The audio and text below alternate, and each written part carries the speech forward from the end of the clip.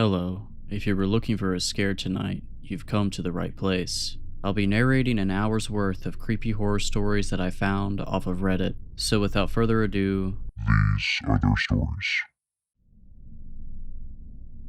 My father was a pretty easygoing person. He was always the fun dad who'd get my brother and I what we want from McDonald's or take us to the arcade downtown over the weekend. We'd play catch in the backyard and go hiking in the Green Mountains that always stood as the backdrop of my childhood. He was a very outgoing person and active in our small town community. He coached my baseball team and sometimes stood in as an assistant scoutmaster for our local troop, Troop 191. I looked up to him a lot, more than maybe most if I'm being honest with myself. Definitely more than my brother Sean. And now I look back at how my father was, especially during my most formative years, and I wonder how exactly he did it. He was the owner of a local security company. They'd set up cameras, alarms, the whole 9 yards. They also provided guards and watchman services. As far as I'm aware, these jobs were few and far between. It was fairly rare that any person or place really needed protection in Harmon. Our police force had a total of 5 members, and they were all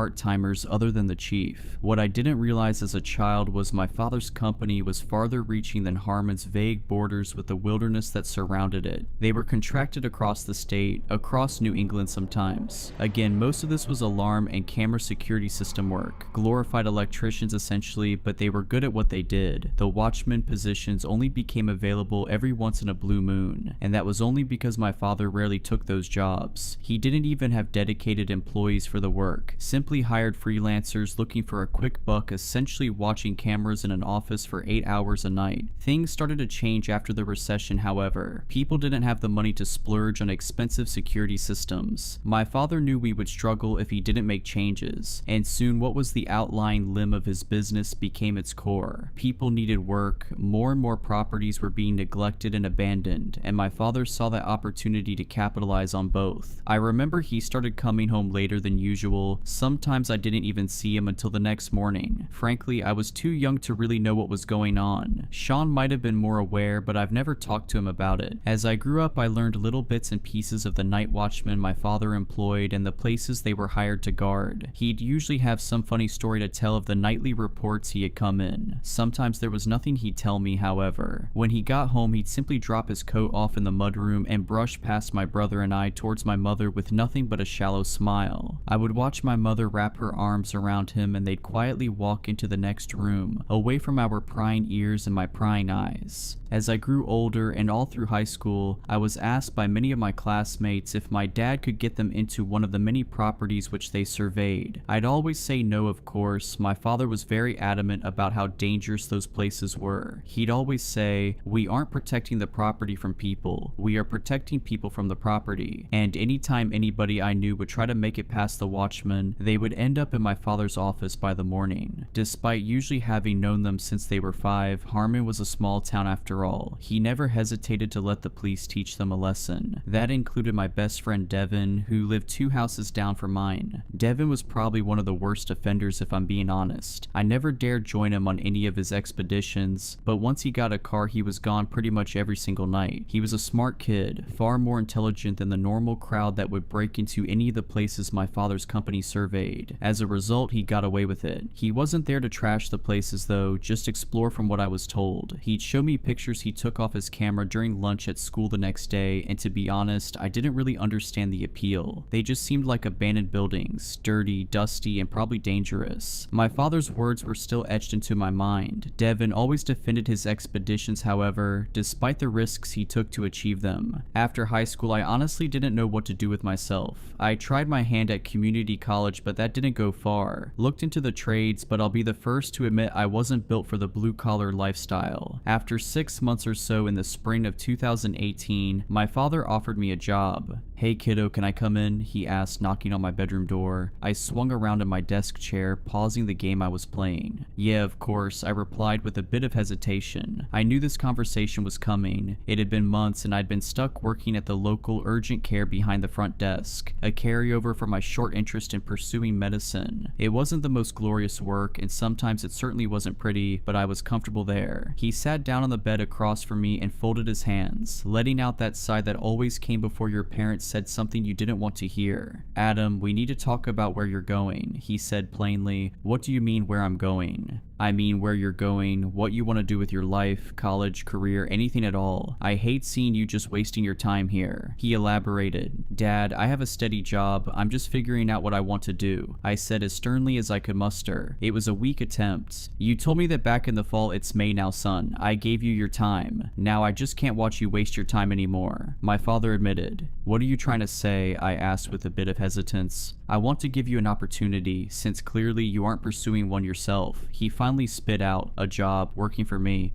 Dad, no, I'm not. He quickly cut me off.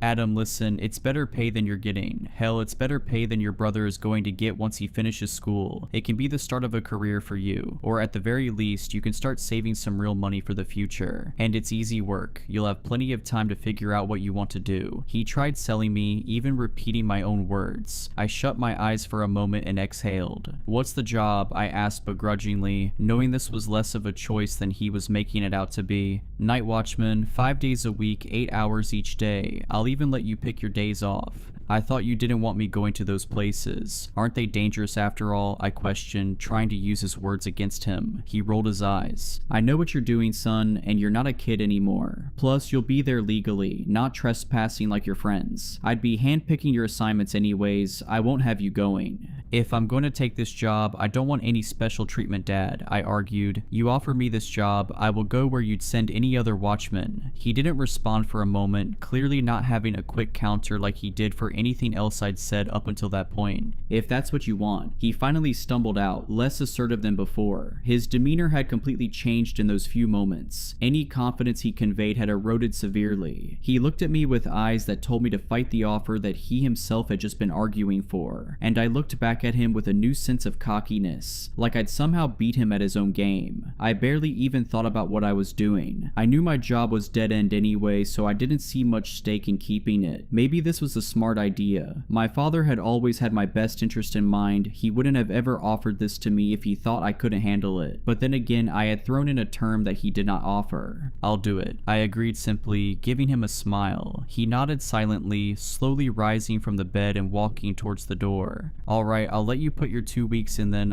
I guess we'll get to work. Looking forward to it, Dad, I told him. He bit his lip, looking like he was holding back something as he shut the door behind him. I didn't think twice about it, more interested in returning to my game than my father's minute facial expressions. In my own defense, I was 19 and I was stupid. After I'd finished up at the urgent care, my father started me out shadowing one of his other watchmen. His name was George, an older man in his early 60s. He had bushy gray hair with a matching mustache and always wore a shirt and tie to the job, despite my father insisting to me that just a solid black shirt and pants would do fine. George took his job seriously, but he seemed happy to take me under his wing when my father explained the situation. I worked with George for 2 weeks, watching over the light bulb factory that had closed about 10 miles outside of Harmon. I remember people talking about it the first couple of years after it closed. Devin went a couple of times, but I guess the owners were tired of the place getting broken into and my father was the man to call. George explained all the odds and ends of the job, when to interfere, when to make the call to the police, and how to use the camera system in the security trailer. Admittedly, upon first impressions, this might have been the easiest job of my life. The first week, nothing happened, and I mean nothing. George started letting me lead the perimeter walks, camera setups, and system checks, but other than that, we sat in that little office all night long. It took a bit for George to start talking, but once he did, I barely got a word in. It made the nights fly by, the man telling me his life story night after night in almost chronological order. He had plenty of time after all, we weren't going anywhere. The second week I had my first encounter. I had graduated from leading perimeter walks to soloing them. George assured me he was watching me the whole time and we had walkies if anything went wrong. I wasn't too worried though, the place had been dead all of the last week, and this week was shaping up to be no different. I rounded the corner of one of the old brick buildings into a courtyard before stopping dead in my tracks. Through the open window on my left, I heard the crackle of broken glass and the shift shifting of dust over the concrete floor inside. My heart dropped for a moment before I tried to regain my composure, pulling out my flashlight and shining it through the window. "Is somebody in there? This is security," I said as seriously as I could pull together. I waited for a moment but got no response, not a sound. I let out a sigh, pulling out my radio. "Hey George, I think I've got someone inside building 5. I dispatched. "You need a hand, kid?" he asked in a scratchy, gruff voice. I'm gonna check it out myself. I'll let you know, alright?" I decided, starting to walk towards the ajar door to the left of the window. Also, they've got to secure these doors. "I've been saying that for months. Alright, just watch yourself in there, Adam. Remember, these places can be dangerous," he advised. "I can be there in 2 minutes if you need."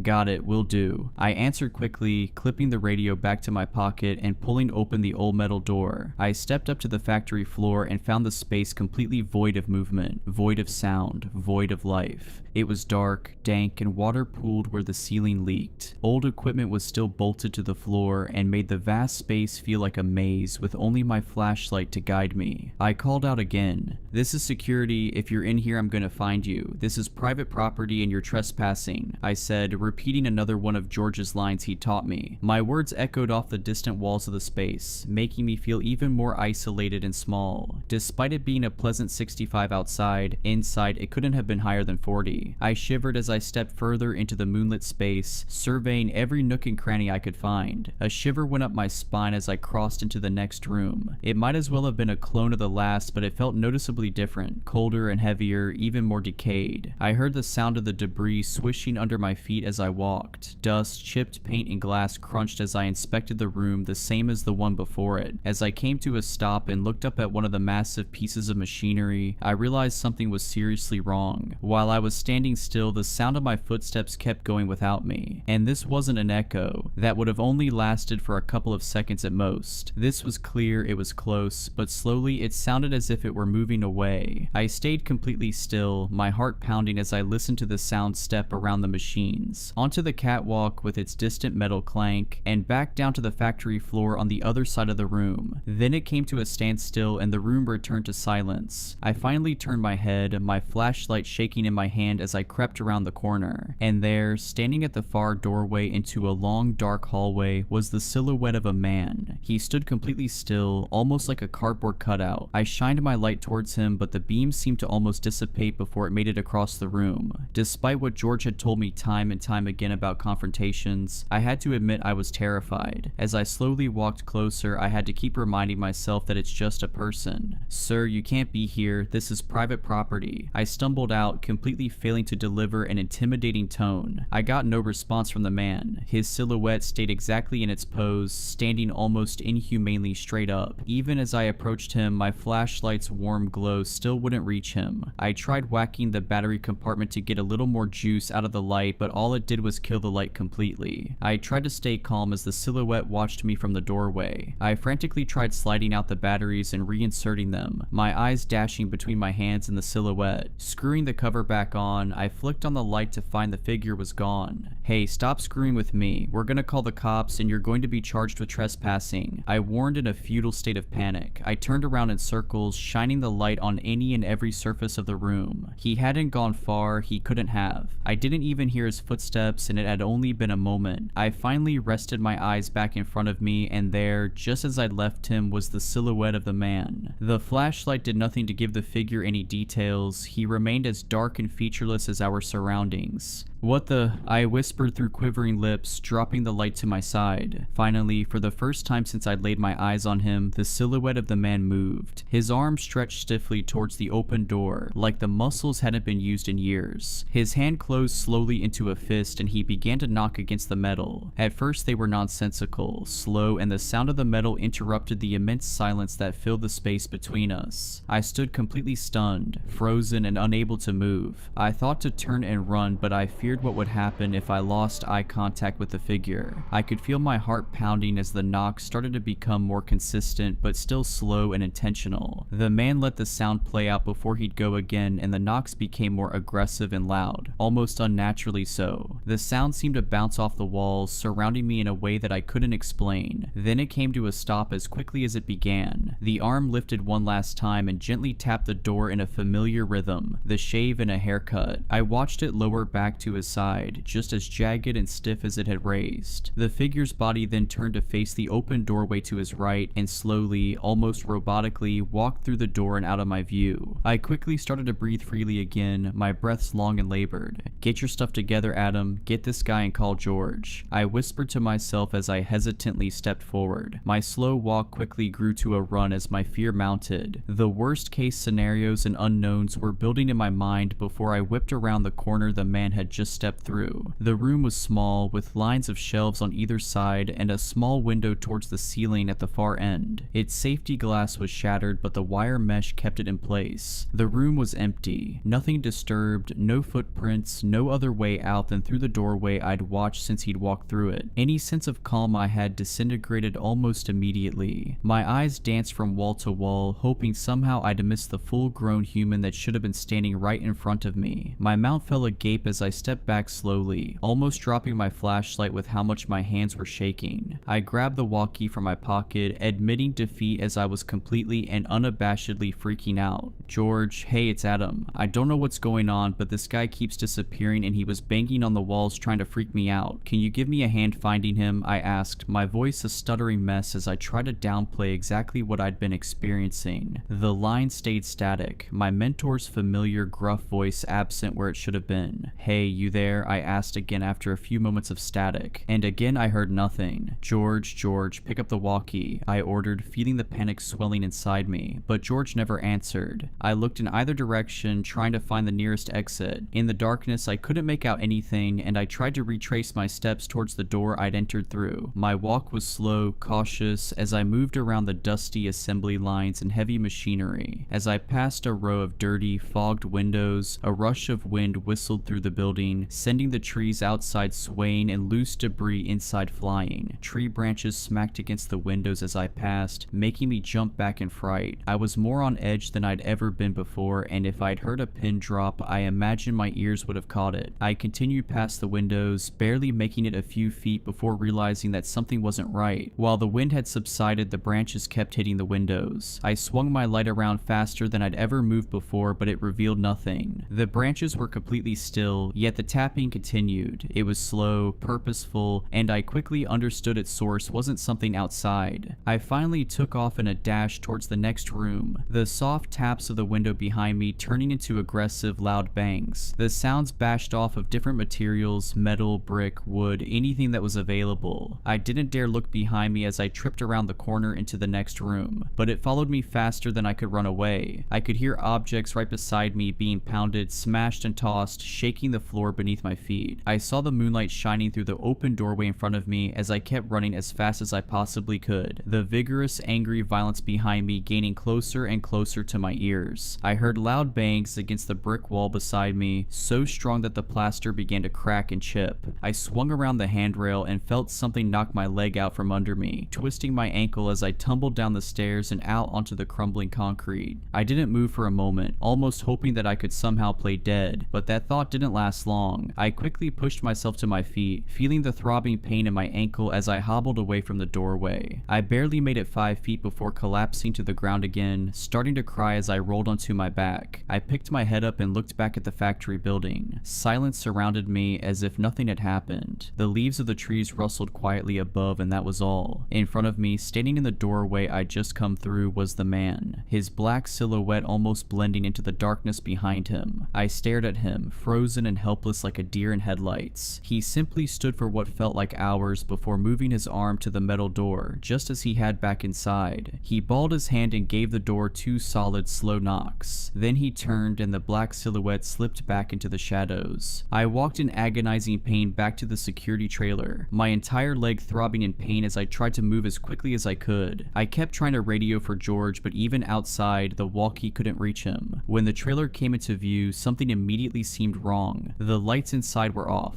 The flood lamp that was pointed down onto our security car had gone out as well. The place seemed lifeless and empty, just like the rest of the factory. Crap, I muttered under my breath as I hobbled up the stairs and through the door. The room was cold, dark, and almost devoid of sound. George's usual early morning radio show had been replaced with white static, and in the office chair, hand grasping his chest, was George. He was heaving heavily, his eyes terrified as they rolled over to meet my own. I nearly nearly fell again as I hurried to his side. "George, what happened? I'm calling 911. It's going to be okay, I promise," I insisted, my months of working the front desk at an urgent care coming right back to me. I grabbed the phone off the desk and with trembling fingers dialed 911. I knew what I was looking at. I'd seen it more times than I'd like to admit. George was having a heart attack. The ambulance arrived within 10 minutes. Harmon Regional Hospital was only a few miles away, but it felt like a lifetime had passed as I tried to keep the man conscious. He never spoke, focusing all his efforts on breathing as I kept repeating over and over. We sat in the dark, with the sound of the radio static the only thing breaking the silence of the desolate property. Paramedics swung the door open, followed by the police who quickly took over the scene. George was moved onto a stretcher, his almost limp body carried out of the room. The paramedics took us both to the hospital, the police giving me a ride in the back of their cruiser. "So, what happened to you, kid? You look like you just went through hell," the officer asked as we pulled out behind the ambulance. My face was slumped against the glass, watching the desolate factory slowly disappear behind the trees. I tripped down the stairs inside one of the buildings, twisted my ankle and fell on the pavement, I said softly. "Thought you guys don't go inside unless there's suspicion of trespassing," he recalled. "Yeah, I thought I heard something inside, but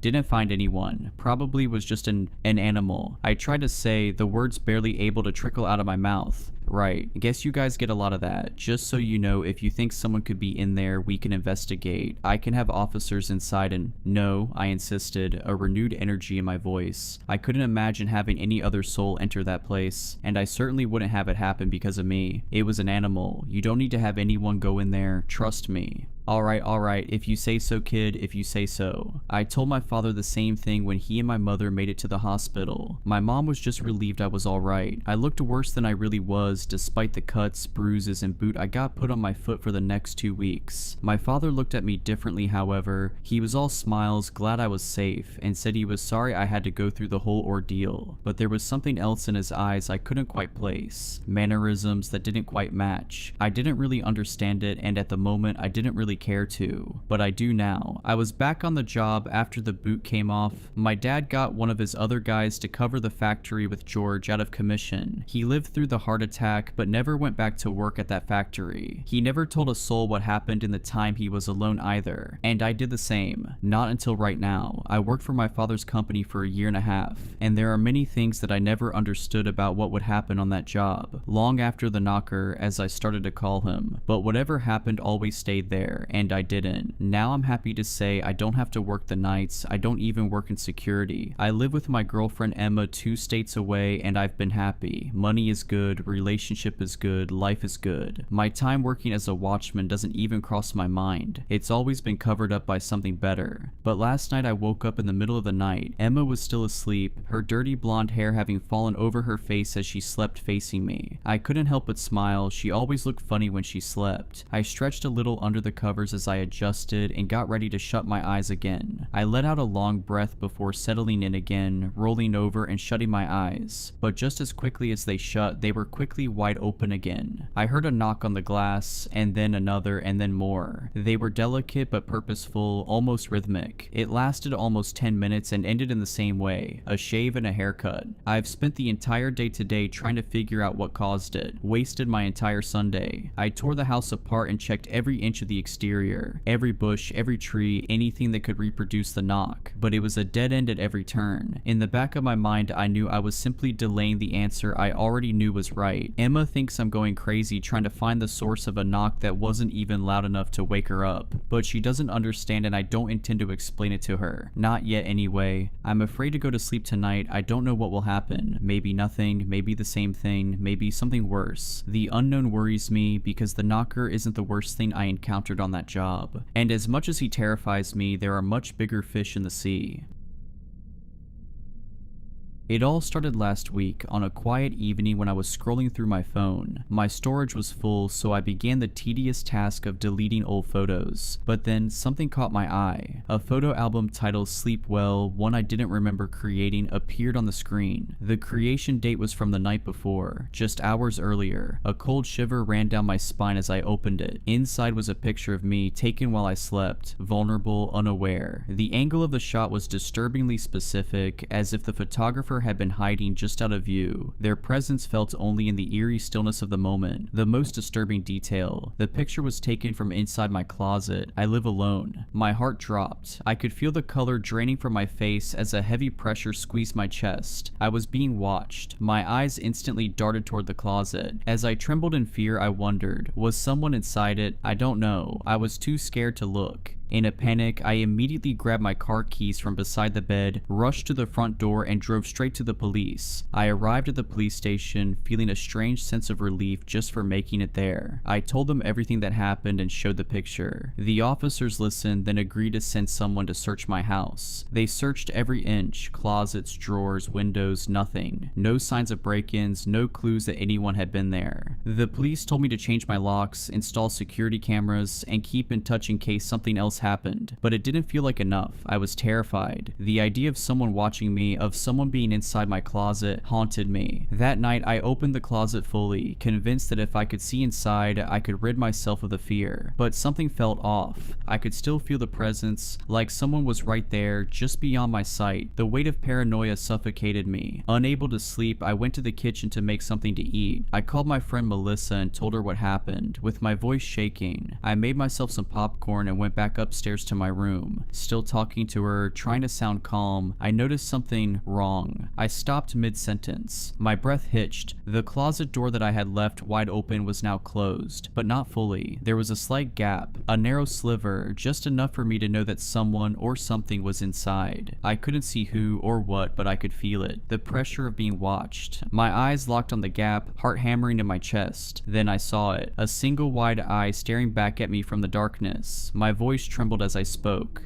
"Hello, are you still there?" Melissa asked, confused by my sudden silence. I couldn't answer. My body was frozen. Someone was inside the closet. I was sure of it. I slowly pulled my bedroom door shut, my hands shaking as I gripped the doorknob. I locked it. Then, with my heart racing, I ran outside and called the police as I stood in my yard, too terrified to go back in. When the officer arrived, I rushed to explain. I locked them in my room, I swear. They're in the closet. They were watching me. The officers moved quickly, their hands steady, trained. They entered my room, opened the closet door, and nothing, no one. The closet was empty. There was nowhere for anyone to hide. The room was on the second floor with windows secured by metal bars. No exit, no secret passage. The officer returned to me, his face tight with frustration, his politeness wearing thin. "Ma'am, I know you're scared, but you can't call us every time you forget you closed your closet door. Be sure to only call us when you're certain it's an emergency. I suggest you sleep somewhere else until you've recovered from this panic."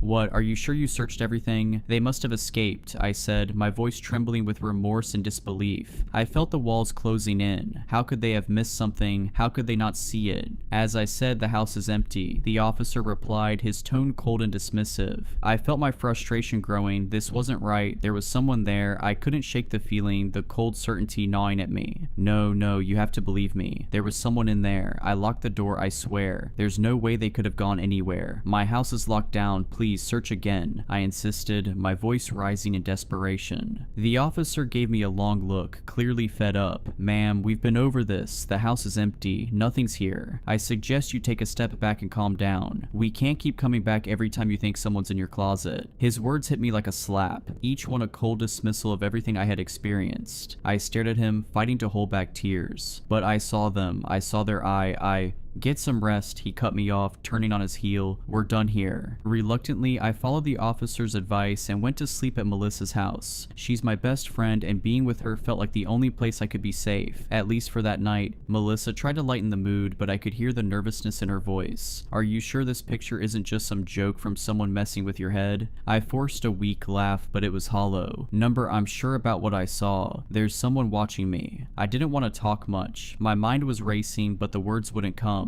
I hadn't been able to explain it properly to the police, and now I couldn't explain it to her. The fear was too real. Melissa's husband was out of town, so I ended up sleeping next to her. I was too scared to sleep alone. That night, I finally felt a little safer, a little less alone. The next morning, things felt better. Being with my closest friend gave me a sense of comfort. I ate breakfast, tried to distract myself, but there was one thing I couldn't shake. The picture. I had to know. I had to see it again. Melissa asked, "Can you show me the picture picture again. I didn't want to look at it, but I opened my gallery anyway. I could feel my heart thudding in my chest. I stared at the album for a moment before clicking on it. My stomach dropped. There was another picture in the album, a new one. I zoomed in. I couldn't believe it. It was a picture of me, but this time I wasn't alone. Melissa was lying beside me, just like the night before. But the perspective was wrong. It was too close. Whoever took the picture was right next to us. And in their hand, they were holding something, a rag doll. The doll looked just like me, the same dark hair, the same clothes, the exact same features. Even the expression on its face mirrored mine. The doll was lying in the same position I was, as if it had been placed there beside me, sleeping. In the background, I saw the shadow of who took the picture. My heart stopped. My hand shook as I dropped the phone. The safety I had felt with Melissa was gone. All that comfort I had wrapped myself in vanished, replaced with a cold, suffocating fear. I wasn't safe. I wasn't safe anywhere. Melissa tried to calm me down, but it wasn't working. My panic was too overwhelming, and she could see that I was shaking, unable to catch my breath. Desperate to understand what was happening, she quickly reached down and grabbed my phone from the floor. Her fingers trembled as she opened the photo album, her eyes scanning the picture I had just shown her. Okay, this doesn't make any sense, she muttered, her voice tight with confusion. She looked at me, then back at the photo. Her brow furrowed as she tried to make sense of it, but there was a flicker of doubt in her eyes. Are you sure this isn't just some sick prank? Something someone's been sending you? Maybe an ex or someone you know? I shook my head, my voice barely a whisper. No, Melissa, I swear, it's not a prank, this is real. Someone's in my life, and they're watching me. Her expression faltered for a moment, and I saw her hesitate, her eyes darting nervously around the room as if she could feel the weight of something watching her too. Slowly, she handed the phone back to me, but this time I noticed her hand was shaking. Do you think they could be here too, in my house? She asked quietly, her voice laced with a hint of fear. I swallowed hard, my own breath catching in my throat. I don't know, but I don't feel safe anymore. I don't think I'm safe anywhere. Melissa's eyes widened slightly, and she stood up from the bed looking around the room. Her voice dropped to a whisper. I don't know. I heard some noises last night, but I thought it was just the house settling. I didn't want to say anything because I didn't want to worry you. The fear in her eyes mirrored my own. For the first time, I realized I wasn't the only one feeling watched. I think we need to check the house just in case, she said, her voice trembling as she grabbed her phone, preparing to call someone for help. Her eyes were wide, her body tense as she waited for my response. Melissa looked at me, her face pale with concern. We need to go to the police, she said, her voice firm despite the obvious fear in her eyes. You can't keep dealing with this alone. If someone's really doing this to you, they need to know. I shook my head, a knot of anxiety forming in my chest. The police won't believe me, Melissa. I've already been there. They searched my house and found nothing. They said I'm just imagining things. They don't take me seriously. Melissa's face softened, but her voice remained steady as she reached for my hand. Number.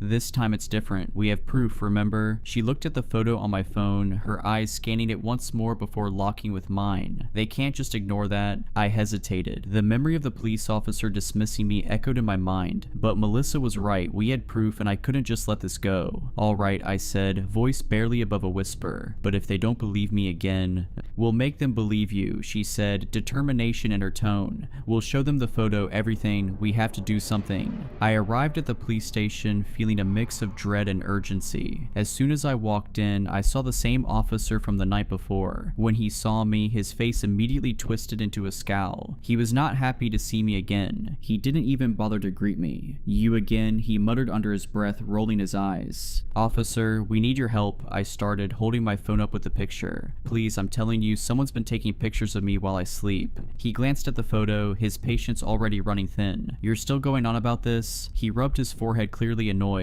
I already told you, there's no sign of a break-in, no evidence of anyone being inside your house. What do you want me to do? Investigate every closet in the city? I could feel the knot of fear tightening in my chest as I desperately tried to explain. But you don't understand, this picture, it's not just a prank. Someone's still watching me. Melissa, who had been silent until now, spoke up. We don't have any more evidence, but we've checked everything. The house is empty, but she's still seeing things. This picture... The officer cut her off with a harsh wave of his hand. Enough with the photo, he snapped, clearly not believing either of us. I've already done my part. If you two are gonna waste my time, I suggest you find another way to deal with this. He took a deep breath, then sighed in frustration, clearly not wanting to deal with this anymore. Alright, he said, I'll go to your place and search your house again, but don't expect me to find anything. The officer came with us, walking into Melissa's house like like it was just another job. He searched every room with annoyance, even though we had already checked everything ourselves. We stood in the living room, the tension growing as we waited for him to come out. When he finally emerged from the last room, his face was contorted with anger. "There's nothing here," he said sharply. "No sign of a break-in. No one's been here, so stop wasting my time." I couldn't hold it in anymore. "But the closet, someone was in there. They're still watching me. Please, you have to understand, I'm not making this up." He shot me an angry look, his voice turning cold. "I've been through your house and I haven't found a damn thing. You really think I've got time for some prank, some sick joke? You two think this is funny?" Melissa and I exchanged a look, both of us trying to process the officer's words. My heart sank as I realized the officer was done taking us seriously. "This is ridiculous," he said, his voice laced with frustration. "I'm not going to keep playing along with this. No more emergency calls. You two should find a way to get some rest instead of dragging me into your delusions." He turned and walked toward the door, leaving us standing in the middle of the room, shocked and speechless. The door slammed behind him with a finality that made my whole body tense up. Melissa just stood there, her face pale, her eyes wide with disbelief. Silence. Complete silence filled the room as Melissa and I stood there in disbelief. I need to go home. It's watching me, not you. Me being here is just putting you in danger," I said with my eyes welling up with tears.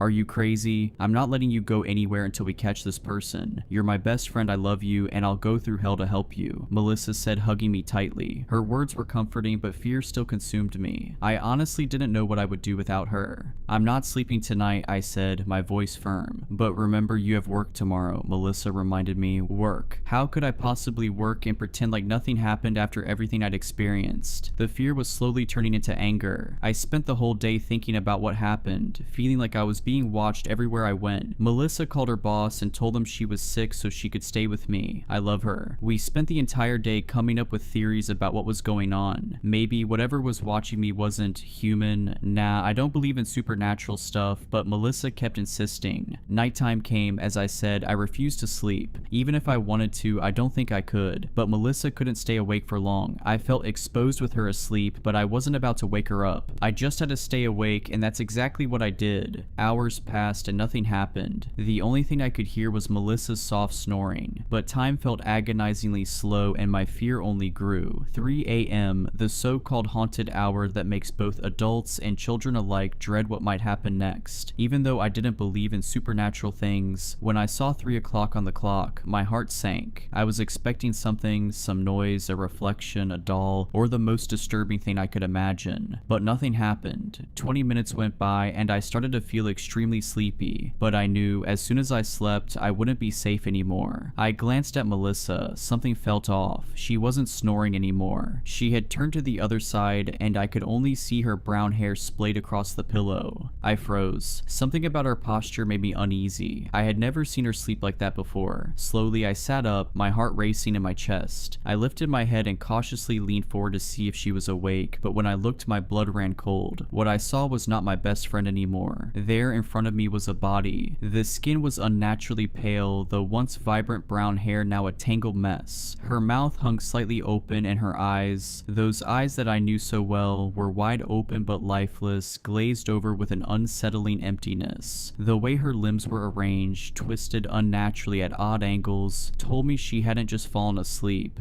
Something had happened to her. I wanted to scream. My throat closed up. I reached out and desperately shook her, calling her name, trying to wake her, but there was no response. Her body was cold, stiff. I tried again, harder this time. Nothing. No breath, no movement. Melissa was dead. Panic surged through my veins, my vision blurry with tears. I fumbled for my phone, trying to dial emergency services, but just as my fingers brushed the screen, something stopped me. An airdrop request flashed across the top of my phone. My heart dropped. I hesitated, staring at the screen, the dread tightening in my chest. I wanted to deny the request, to throw my phone away, to make it all stop, but I couldn't. My mind screamed at me to say no, but my hand moved on its own. I accepted. A flood of pictures appeared on my phone and my stomach twisted. The images were of me, sleeping, dozens of them, hundreds maybe, scattered over weeks. Some were taken inside my closet, others were shots of me lying in my bed, blissfully unaware. But what made my blood run even colder were the ones that came after. There was a picture of me sleeping beside something on the bed. It looked like the same doll I had seen before, but this time it felt different, wrong. It wasn't just a doll anymore. It was me, or something that had been made to look like me, in doll form, lying beside me. The most disturbing part, the shadow of someone standing just behind it, watching, waiting. I couldn't move. The air around me grew thick, suffocating, and then, through the crack in the door, I saw it. A figure, tall and unnervingly still. It was standing there as if waiting, watching. But the most terrifying part was the eye. That single wide eye staring directly at me from the shadows. It was unnatural, too large, too black. No light reflected off of it. It was like a hole in the world, a deep, endless void that seemed to pull every ounce of warmth and life from the room. The eye twitched just slightly as if it recognized me, like it had been waiting for me to look. And in its other hand, the doll. But it wasn't just any doll. The doll was me. I recognized the face immediately, its pale skin, the dark hair, the same expression I often wore when I slept. But it was wrong. The doll's eyes were wide open, fixed in a grotesque stare, its mouth frozen in a twisted, silent scream. Its body, rigid and contorted in a way that a human body never could be, seemed to mock me, like an unnatural imitation of myself. The figure held it with such tenderness, as if cradling it, but there was something deeply disturbing in the way it did. The doll's hand was positioned just like mine when I slept, but there was no softness to it, no warmth. And then the figure stepped forward, the eye never leaving mine. The room grew colder and the figure moved silently, like a shadow creeping closer, carrying the doll as if it were the most precious thing in the world. I felt the terror clawing at me, suffocating me, but I couldn't look away from that horrible, hollow eye. It was as if it was looking through me, and the more I stared, the more I felt like I was becoming part of its dark, empty world. I could feel my body shutting down, my heart thundering in my chest as if it was trying to escape my ribs. My hands were shaking uncontrollably, my breathing shallow and erratic. My limbs felt weak, like they were made of stone, and my vision started to blur around the edges. The air felt like it was closing in, pressing against me from all sides, and the figure, the eye, was all I could see. I could hear the blood rushing in my ears, louder and louder, drowning everything else out until the sound was all consuming. And then, just as I thought I couldn't take it anymore, everything went black. I'm currently writing this on a contraband cell phone in prison, after allegedly poisoning my best friend. It's all a lie, of course. They say I did it, but they don't understand. They don't know what I saw, what really happened. Melissa is gone. I can still feel the weight of that truth crushing me. I can still hear her laugh, see her smile, feel her presence beside me like I always did. I feel the coldness now. It's unbearable. Losing her, it's like losing a part of myself. The world feels hollow, like it's spinning around me without any meaning. The grief is suffocating, but the worst part isn't the grief, it's the frustration, the anger bubbling inside me. They think I did it, they think I'm the one who poisoned her. They don't see how broken I am, how lost I feel. They don't understand that I would never hurt her. I would never do something like that, but it doesn't matter what I say. They have their own version of the truth, and now they've locked me away for something I didn't do. They'll never know what really happened. They'll never know what I saw in that room, what I saw in her eyes before everything turned dark. I couldn't escape before. Now, I certainly can't. They've got me here in this cold metal cage, but maybe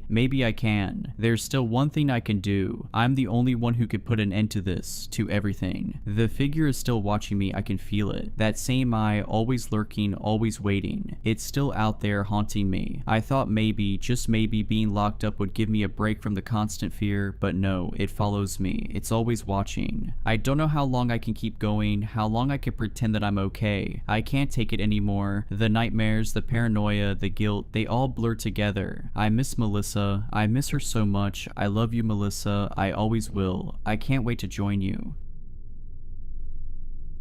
I need to write this down. I don't know if it's for my own sanity or as some kind of warning, maybe both. Typing helps ground me, makes the shaking in my hands a little less noticeable. The doctors keep telling me I'm experiencing a psychotic break, but the puncture wounds on my back and the darkening birthmark on my palm tell a different story. My dad turned 63 yesterday. We always throw him a party at his house, the same house I grew up in. It's tradition. This year, something changed, something that had been waiting precisely 63 years. years. Family traditions are just rituals we don't question. That's what Dad always said whenever I asked why we had to keep doing the same things year after year. His eyes would always drift away when he said it, like he was remembering something he'd rather forget. Dad wasn't always this cryptic. Before Mom vanished, he was different, warmer, more present. We used to fish together on weekends, his calloused hands patiently untangling my line when I'd snarl it. Those hands would tremble slightly whenever his birthday approached, though I didn't understand why until now. After Mom disappeared, fishing stopped. The only constant that remained was his insistence on the birthday ritual, always on the exact day, never postponed, never altered. Even when I was finishing my master's thesis, even when he was recovering from pneumonia 3 years ago, the party had to happen exactly as it always had. The house itself sits back from the road, nestled in about 5 acres of dense woods, lush and green in the spring, blazing with color in the fall, but somehow always holding shadows deeper than they should be. After Mom vanished, I'd sometimes catch Dad staring out at those woods at dusk, whispering something under his breath. Once, I crept close enough to hear him counting backward from 63. When I'd ask what he was doing, he'd just say, "Keeping track of what's mine." I thought he meant the property. Dad's lived alone since Mom passed 10 years ago. At least that's what we tell people. The truth about Mom's disappearance is something Dad and I never discuss. Just like we never discuss the strange hourglass-shaped birthmark we both share on our left palms, or the fact that neither of us can remember anything about the night she vanished except the smell of ozone and damp earth, and the sound like wet leather being stretched over wooden frames. Sometimes I still hear it in my dreams, that sound, followed by Mom's scream cutting abruptly to silence. The police found one of Mom's shoes by the edge of the woods, just one. It was perfectly clean despite the mud all around it. When they brought cadaver dogs, the animals refused to enter the tree line, whimpering and backing away. One dog, a German Shepherd with an impeccable record, bit his handler when the man tried to force him forward. The search was called off after 3 days. Dad never cried, not once. He just sat in his armchair, rubbing that hourglass mark, staring at nothing. Dad's a creature of habit, and the birthday party is one of the few constants he clings to. Same small group of friends, mostly colleagues from the dusty archives where he worked before retiring. Same Jell-O salad recipe Mom used to make, same slightly off-key rendition of Happy Birthday. I always thought Dad was just honoring Mom's memory with these parties. The familiarity seemed to comfort him. Now I understand it was never celebration, it was obligation. Last week I called Dad to confirm the party details. The conversation was ordinary until I mentioned bringing my new girlfriend Eliza. "No," he said sharply, a panic in his voice I'd never heard before. "No new people, not this year." "Why not? Is everything okay?" His breathing was heavy on the line. "This is a difficult one, son. The 63rd. Best to keep it traditional."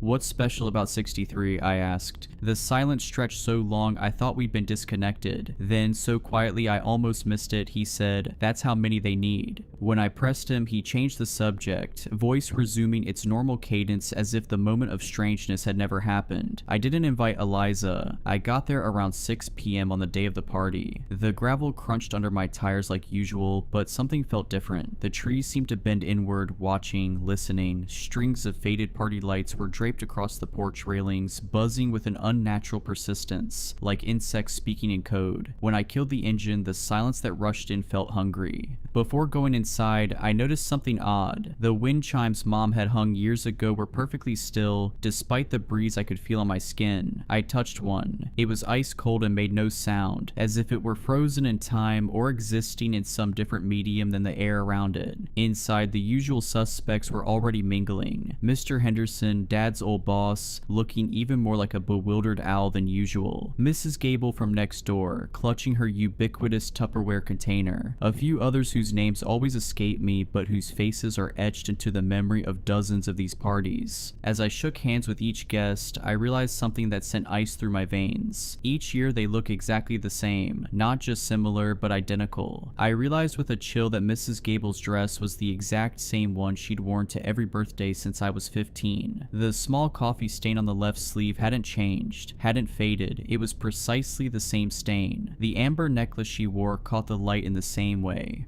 reflecting the same pattern on her collarbone. For a decade, she hadn't aged a day. Dad seemed fine at first, maybe a little tired, but he greeted me with his usual warm hug, smelling faintly of pipe tobacco and old paper. He was wearing the slightly too loud Hawaiian shirt I got him last year. Everything felt normal. The low murmur of conversation, the clinking of ice in glasses, the smell of roast beef warming in the oven. But beneath it all was something wrong, a discord like music played at the wrong speed. When Dad hugged me, his arms held on a beat too long, his fingers pressing into the spot where my spine meets my neck, as if counting the vertebrae. I pulled away, and for a second, just a flash, his eyes seemed completely black before returning to their familiar hazel. The first crack in the facade was small. I was getting a drink in the kitchen when Mr. Henderson came up beside me. He didn't say hello, just leaned slightly towards the refrigerator, his eyes fixed on the magnets holding up my childhood drawings. I noticed with unease that one drawing, a crayon scribble I'd made at age 6, depicted tall, thin figures standing in a circle around a smaller figure. I didn't remember drawing it. The crayon marks seemed to shimmer slightly, as if freshly applied. "The cycle nears completion," he whispered, his voice dry like rustling leaves. "Your father has served well, but the vessel weakens." I forced a laugh, my throat suddenly tight. "What cycle's that, Mr. Henderson? Getting Dad another year older?" He didn't smile. He just slowly turned his head, his owlish eyes seeming too large behind his thick glasses, pupils contracting to pinpricks despite the dim light. "The lineage must continue. The hunger must be fed." A memory surfaced. I was 7, hiding in the hallway past my bedtime, watching Dad and Mr. Henderson bent over old maps spread across the dining table. "The confluence occurs every 63 years, Henderson had said. "That's when the door thins. That's when payment is easiest." Dad had nodded gravely, his finger tracing something on the map I couldn't see. In the memory, Henderson had turned suddenly, looking directly at my hiding place, though I was certain I'd been silent. "The boy already shows the mark," he'd said. "Stronger than yours was at his age." Dad had glanced up, his face drawn with a sorrow I couldn't comprehend then. "He won't bear it," Dad had answered firmly. "I'll find another way."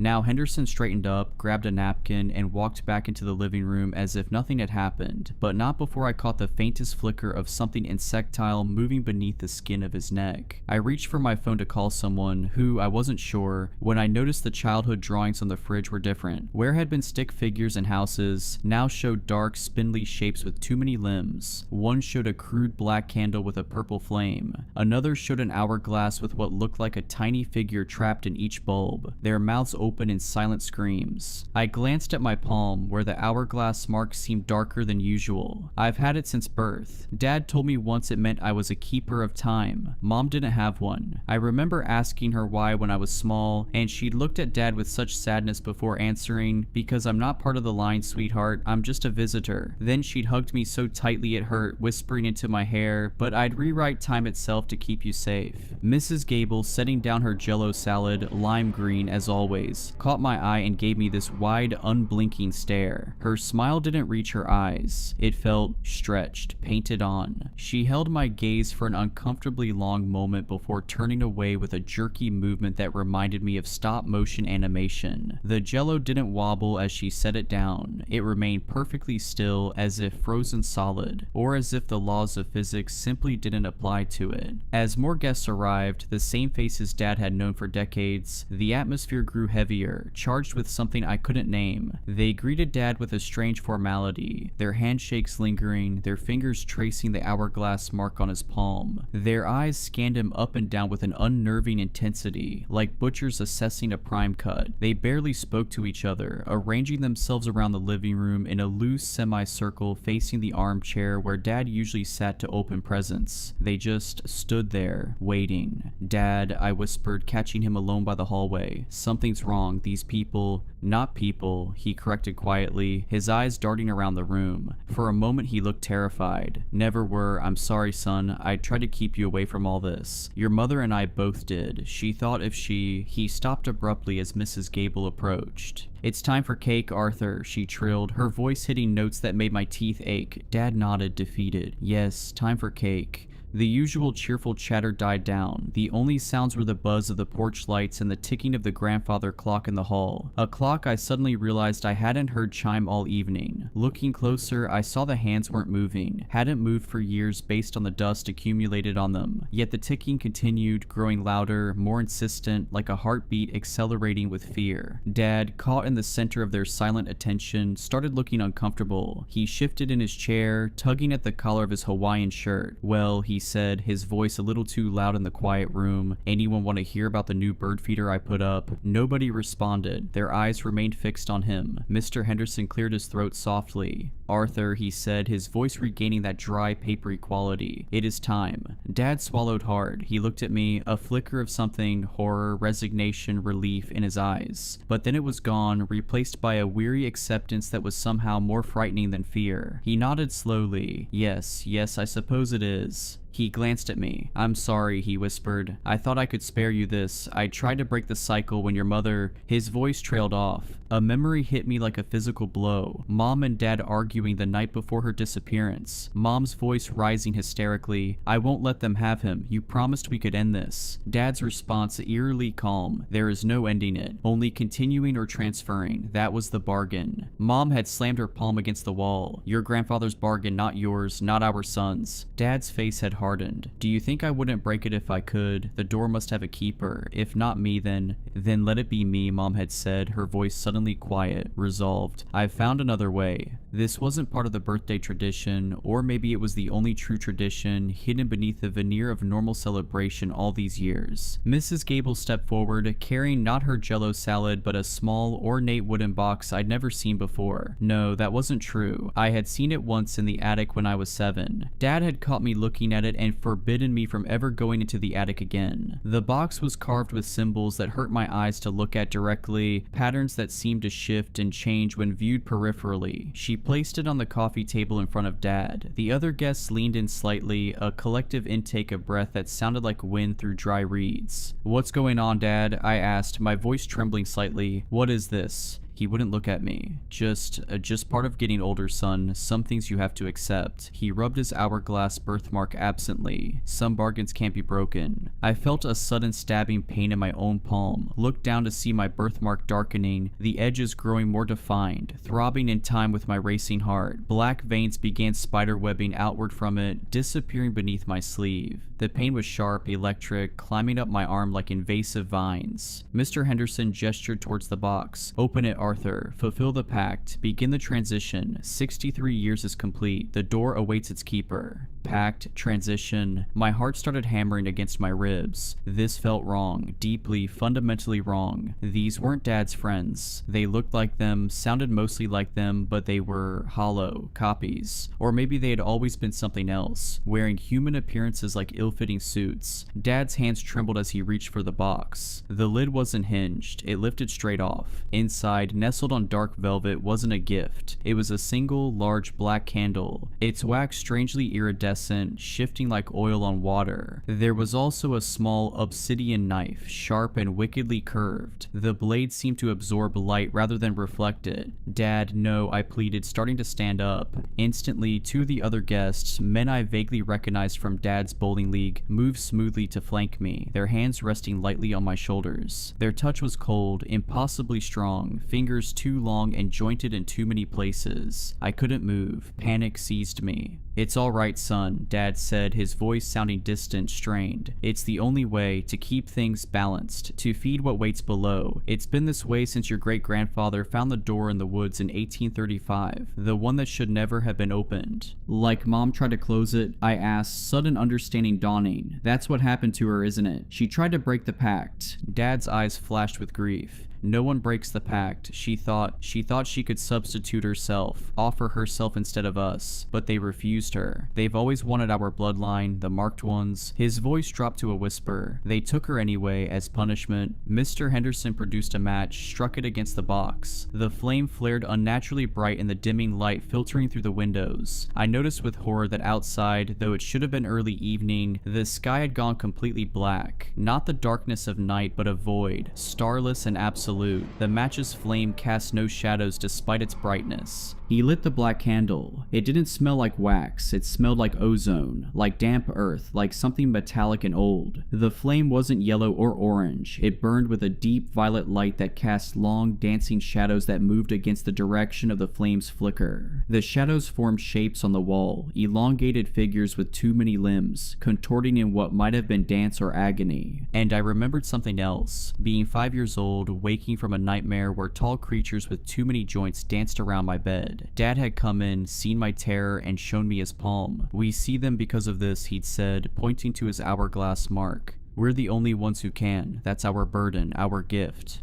"The offering," Mrs. Gable prompted, her stretched smile wider now, splitting her face unnaturally. As she spoke, I glimpsed something behind her teeth, a darkness, a void similar to the one that had replaced the sky. Dad picked up the obsidian knife. His knuckles were white. He looked down at his own hand, resting on the arm of the chair, at the hourglass birthmark that now pulsed an angry red. He took a deep breath, closed his eyes, and made a swift, shallow cut across his palm, directly through the mark. I tried to cry out, but the hand on my shoulder tightened, squeezing the air from my lungs. My own birthmark burned in sympathy, the pain spreading up my arm as if my veins were filling with acid. Dad didn't flinch, didn't make a sound. He held his bleeding hand over the candle's violet flame. As the first drop of blood hit the flame, it didn't sizzle. It flared, sending purple sparks into the air that hung suspended, forming momentary constellations of unknown meaning. And the guessed, they changed. It wasn't instantaneous, more like a slow motion distortion. Their faces seemed to lengthen, their eyes sinking into shadow, their mouths stretching into impossible, hungry grins filled with too many teeth. The familiar forms flickered, revealing something gaunt, elongated, and wrong underneath. The air grew cold, carrying the scent of decay and something else. Something like stagnant pond water and electricity and time itself gone stale. They weren't human. They had never been human. They began to hum, a low guttural sound that vibrated in my bones. It wasn't music, it was resonance, ancient and terrifying. It was the sound I'd heard in nightmares all my life. The sound I think Mom must have heard the night she disappeared. The sound of something vast and patient, stirring beneath reality. As the humming intensified, I noticed something horrifying. The walls of the living room were becoming transparent, revealing not the expected wooden framework, but a vast, impossible space beyond. A landscape of twisted, impossible geometry, where massive, shadowy forms moved with deliberate purpose around what looked like an enormous door, its surface carved with the same symbols as the wooden box. Through the transparent floor, I could see it wasn't dirt or foundation beneath us, but a chasm that stretched downward forever, pulsing with violet light.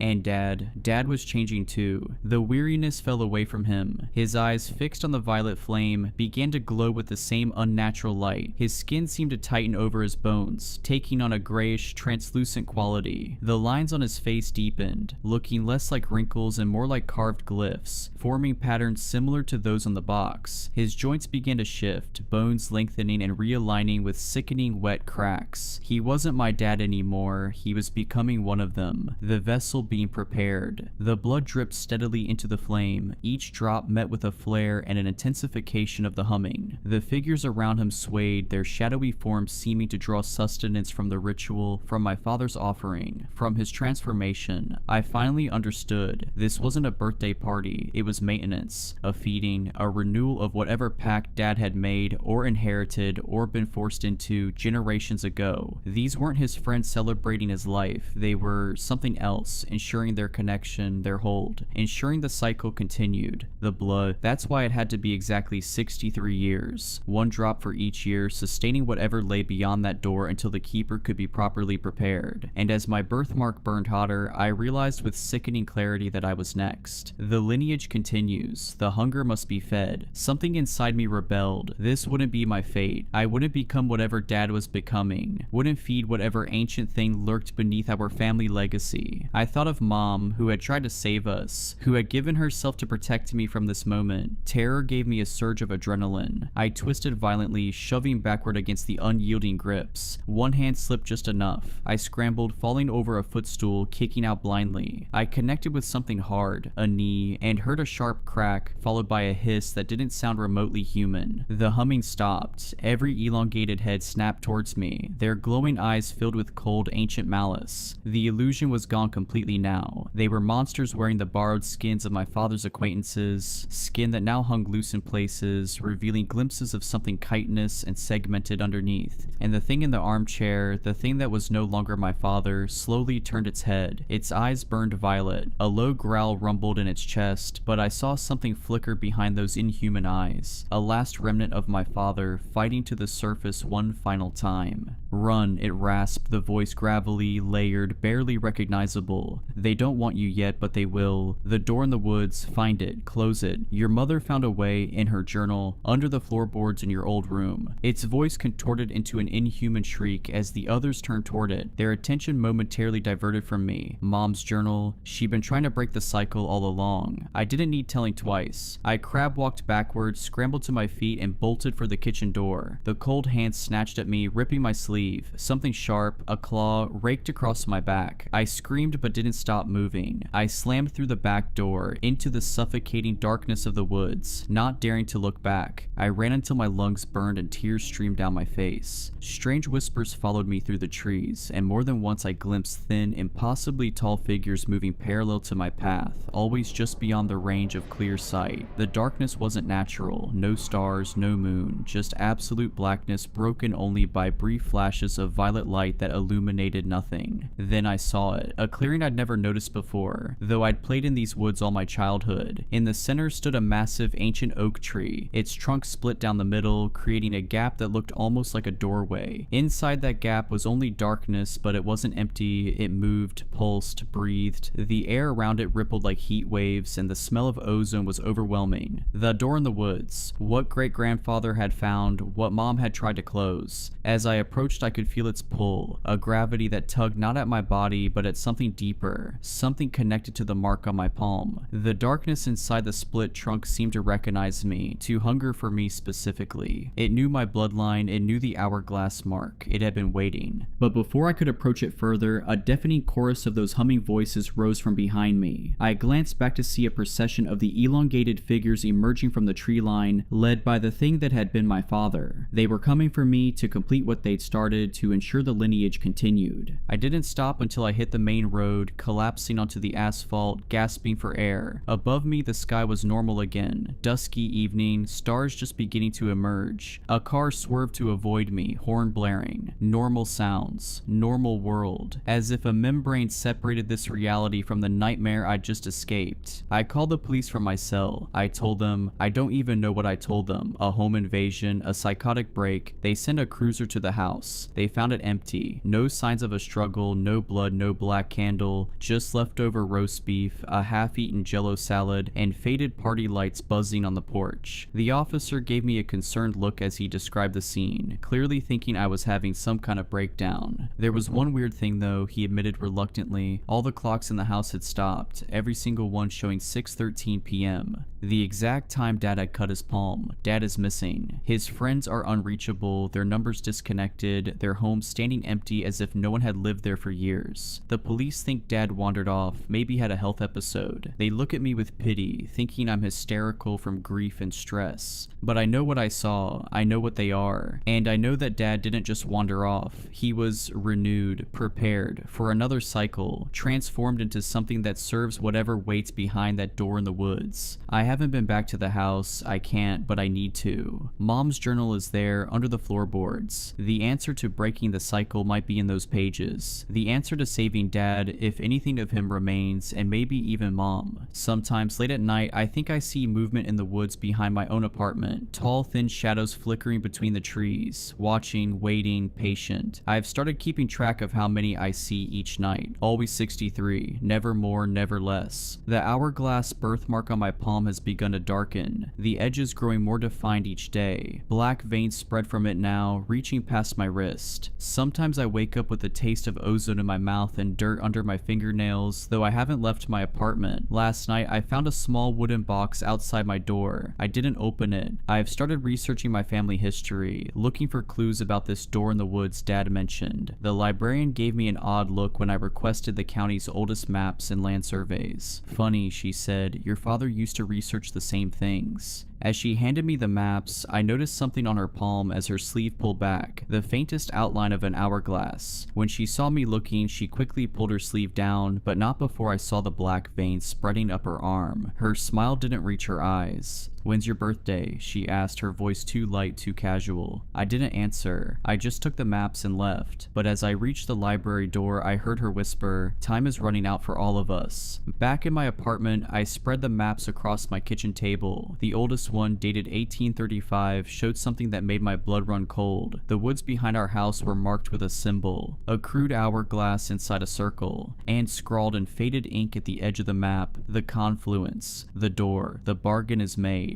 The same year my great-grandfather supposedly found the door. I don't know what the pact was. I don't know what happens when the cycle is complete. All I know is that my dad's birthday party didn't go as planned. Or maybe it went exactly as they planned all along. Whatever my father became, whatever door he opened or failed to close, I'm afraid the cycle isn't finished. I'm afraid it's just beginning again. With me. Update. I found something in my mailbox this morning. A single black candle and a note in handwriting that isn't quite my father's. The door waits for you. The lineage continues. Happy birthday, son. My birthday isn't for another 6 months, but now I understand. It's not about my calendar birthday, it's about when I was marked, when the hourglass appeared on my palm, 63 days from now. Update 2. I went back to the house last night. I found Mom's journal exactly where Dad said it would be. Most pages are filled with research, historical accounts of disappearances in these woods, astronomical calculations, and diagrams of the door. But the last entry stopped mid-sentence. The cycle can be broken if the keeper offers not blood but the rest of the page was torn away, but tucked into the binding of the journal was a photograph I'd never seen before. Mom standing in front of the split oak tree, her hand pressed against the darkness within it. Her eyes were closed in concentration, her lips forming words I couldn't read, and on her palm, visible and clear, an hourglass mark that hadn't been there before. She found a way to take the mark, to become a keeper without being born to it. She tried to break the cycle by transferring it to herself.